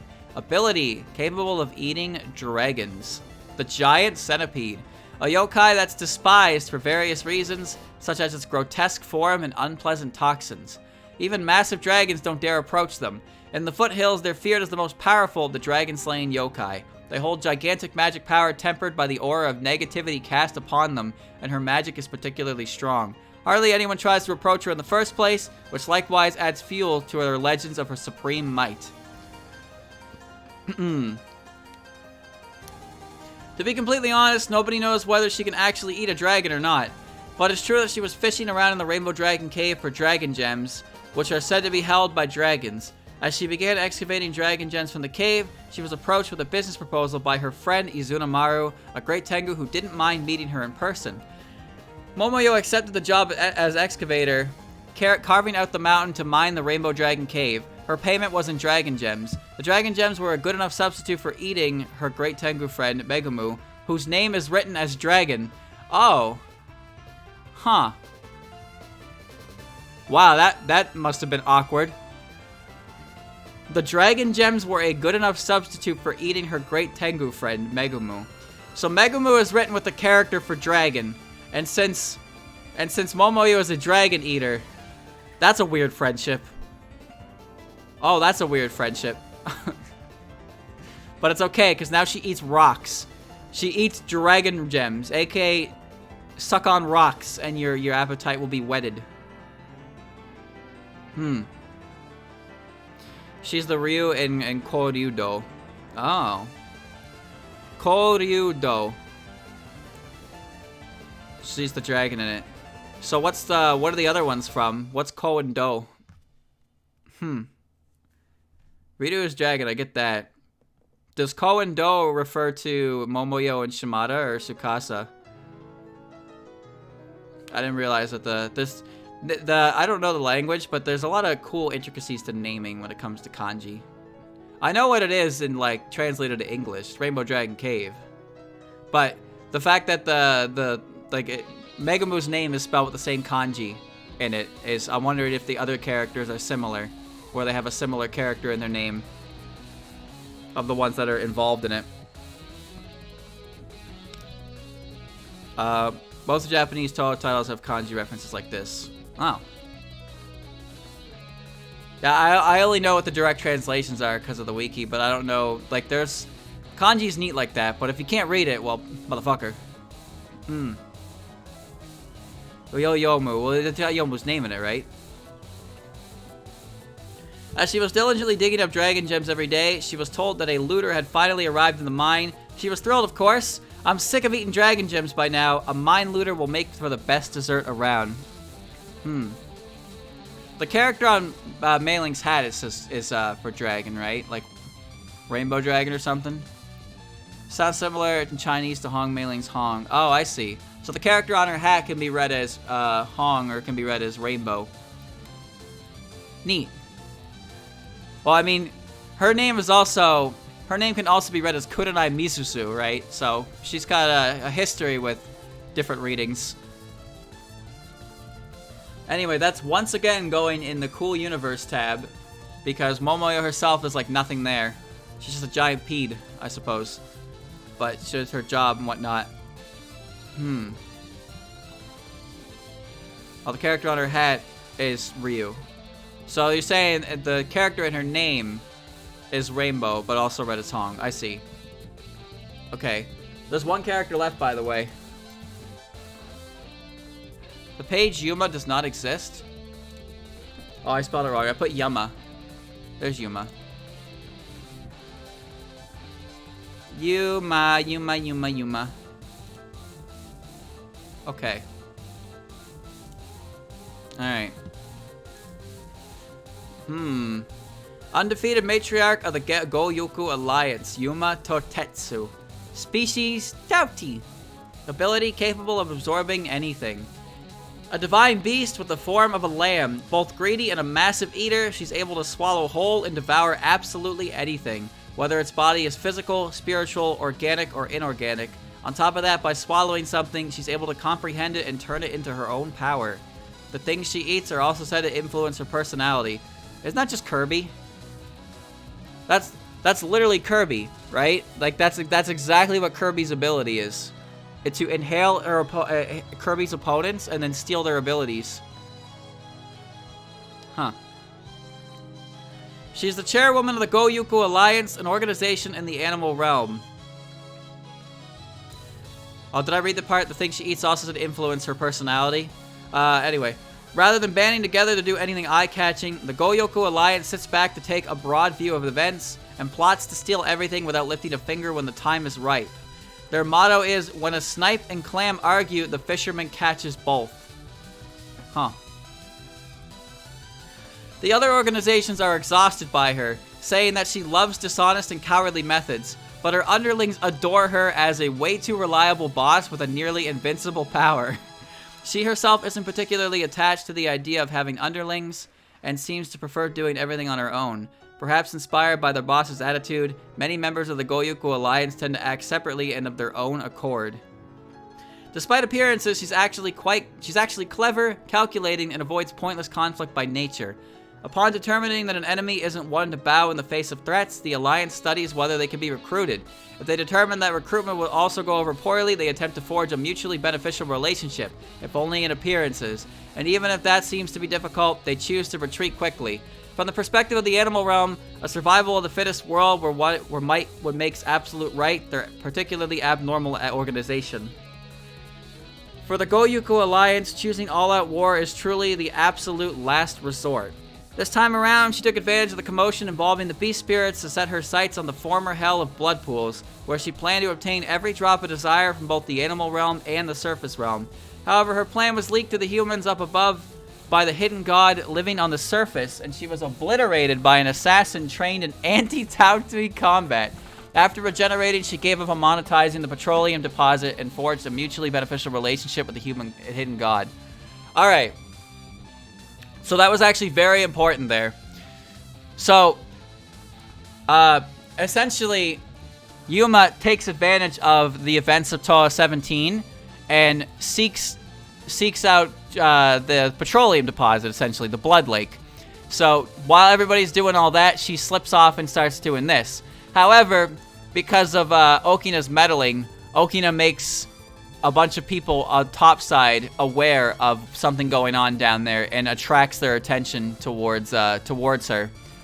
In which case, Okina essentially studies the VODs and learns that her abilities can't be beaten, so she finds Flandre, who has an ability that could actually defeat her, and trains Flandre, well, among the other characters who have actually, like, participating in the game. That's cool. They didn't become friends? Well, I mean, who knows, right? Flandre and Yuma is a pretty common one I see when it involves Yuma. Because, you know, shipping is eternal. Lamau. But, you know, maybe they'd be on better terms, because maybe they have a mutual respect for each other's strengths. Something like that. But we haven't really seen Yuma since, because it's the newest game in the series, right? But it was kind of cool that Flandre came back and her ability was actually, like, very important to the plot of the game. So there was actually some very good lore there. So we're going to put Yuma in cool universe lore, of course. And there you go, chat. That's it. Yuma Marasa did not meet prior to 17.5, no. Marasa was originally in the blood pools as when she was being punished. However, what it says here is that Yuma slipped out of the animal realm during the whole commotion of Touhou 17 and went to the former hell of blood pools because she had a plan there. So when Marasa showed up there, she was like, I know, like, remember, Marasa knows what it is, and she doesn't think that Yuma knows what it is. So when it's revealed, like, oh shit, the petroleum is actually all this fucking disgusting blood, Marasa's like, bro, like, you see this, right? Like, this is awful. And Yuma's like, yeah, I know what it is, dog. But Marasa knew what it was from the start, but she didn't know Yuma didn't. Or she didn't know if Yuma did or not. And then Yuma reveals that, yeah, Yuma knows exactly what it is because she don't fuck around. You know, Yuma fucks. That's all. Look at her. Look at her.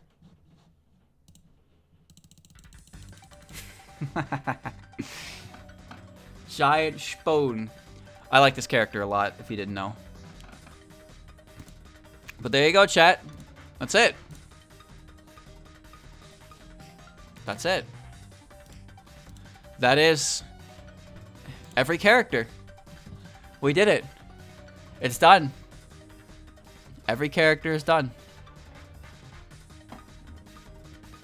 We have all the characters in the cool tabs. We have the characters in sick character lore. Not very many of them. Surprisingly, a huge amount of characters in universe lore. Mostly because of the end stuff. A handful of characters. Most of the characters in the neat tab, I gotta admit, are just characters that got characterization in other formats. But not so much in the Omake. Not all of them, of course. And then, of course, the tier that's just... Please, more, please. I need more. Please, may I have some more?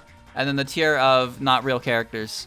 Slash, you know, no Omake because their source material is weird. There you go.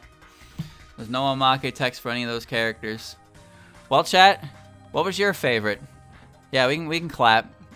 We can clap. It's done. What was your favorite for your for characters? Did you learn anything new and exciting? Me? I think the one that sticks out the most for me is Suiko. Suiko's was a very interesting one to me. I really liked that one. Sega had a lot I didn't know. That was very interesting. Miko had a lot I didn't know as well. I liked Komachi's a lot. Komachi had more than I expected. I liked Sakuya's. I liked Pachi's. I liked Tenshi's. The fact that Tenshi picked her own name is hilarious to me. That's so good. Sage's was really good. A lot of them had really, really good aspects to them that made their characters, you know, really fleshed out some of the aspects of their character. And I even learned a lot. Like Yuka's, for example. I like Yuka's a lot, because even though Yuka's was very small, I learned a very big part about her character, in that she likes to wander around Gensokyo in search of seasonal flowers, so she's constantly on the move. But there's not really much else to rebut that, but I thought that was really cool to her character, so I put her up there. And Ellen as well. Ellen was kind of sad. Rikako is neat. Rumiya, I've said it many times before, but I think the whole idea that Rumiya is like has a really powerful title, but she's like, you know, she is what she is, and there's also a talisman on her head that seems to be sealing something that she can't remove. A lot of interesting stuff there. Same with Remilia and Flandre. We learned some stuff about those, like Remilia's origin for her nickname, which is kind of funny. The fact that she never really finishes off her meals. They're not really anything in the universe lore for those. Parsi, because Parsi originally started as like a bridge guardian and turned. Eika being really popular. Okina being, you know, just the god, the big god. Cool universe lore was characters with their, you know, what they do. The Oni Society, how Oku gained the bird, how Sho became the disciple of Bishamoten, how the Prism Rivers were originated.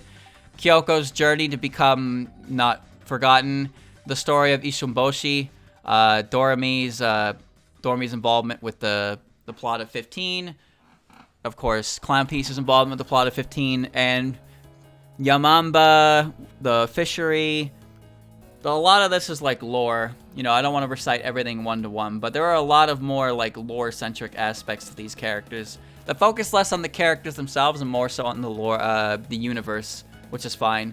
And yeah, as I said, neat. Like I like Yam. Yam gets a lot of cool stuff and fandom stuff. Kogasa gets more stuff outside of her Omake. Same with like On, especially Notori. Notori gets a fuck ton more stuff out of her. Like these characters here, you get a lot more of them in other media. But as far as Omake goes, it's not much. But it's because they have more outlets that they're not in the tier of like forgotten characters with no characterization.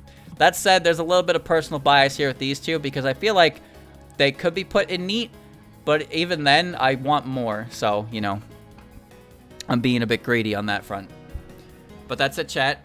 That's it. This was an interesting endeavor to take on. And I honestly didn't expect it to take 5 fucking parts that were over 2 hours long each. So, there are, that was 10 hours. That was over 10 hours I spent on this. Yeah, 10. Each part was over 2 hours long, and Reimu herself took 45 minutes. It was long. No, I read all the Omake. And again, I definitely got a lot of comments that people are like, you know, they were learning new things about these characters. And not a lot of people have time to read the Omake text themselves, or they just forget about it, or they don't even know about it. So if you learn something new about a character you like, then that's great. Or if you learn that Zun doesn't care about a character you like, then, you know, that's a bit unfortunate. But it is what it is, right? There's all kinds of different media outlets out there for different characters. So, and as someone who really likes characters who get official lore to them, I'm happy that so many characters were in this upper echelon up here. There's so many characters up here that I learned more about, and just more about the world in general and the characterizations as well, that made me appreciate them a little more than I already did. Kaneko especially. I don't really like Kaneko, but she has a lot to her there. Suiko I always kind of liked, but now I appreciate her a lot more as well. And, you know, a lot of the early characters had a lot of Omake text because they could. Granted, some of them turned into repeats, but yeah. Very cool. Very cool. I liked this. I liked this a lot. It was fun to do. But it is now the end of it. But of course, chat, you know what this means, right? After learning all of this new cool information from characters, there can only be one final thing left to do with it. And that is to do a sorter. That's right. So next week, chat, I'm gonna do my sorter again. And it's just gonna be my personal sorter. My personal sorter. But with all this new information in play, we'll see if it changes anything, you know? It's also been a while anyway. I think the last sorter I did was last year. So it's been quite a few months. And this is a good time as any. With all this new information, how much will it impact my opinion of certain characters? Because I can already tell you, Suiko has shot up a lot.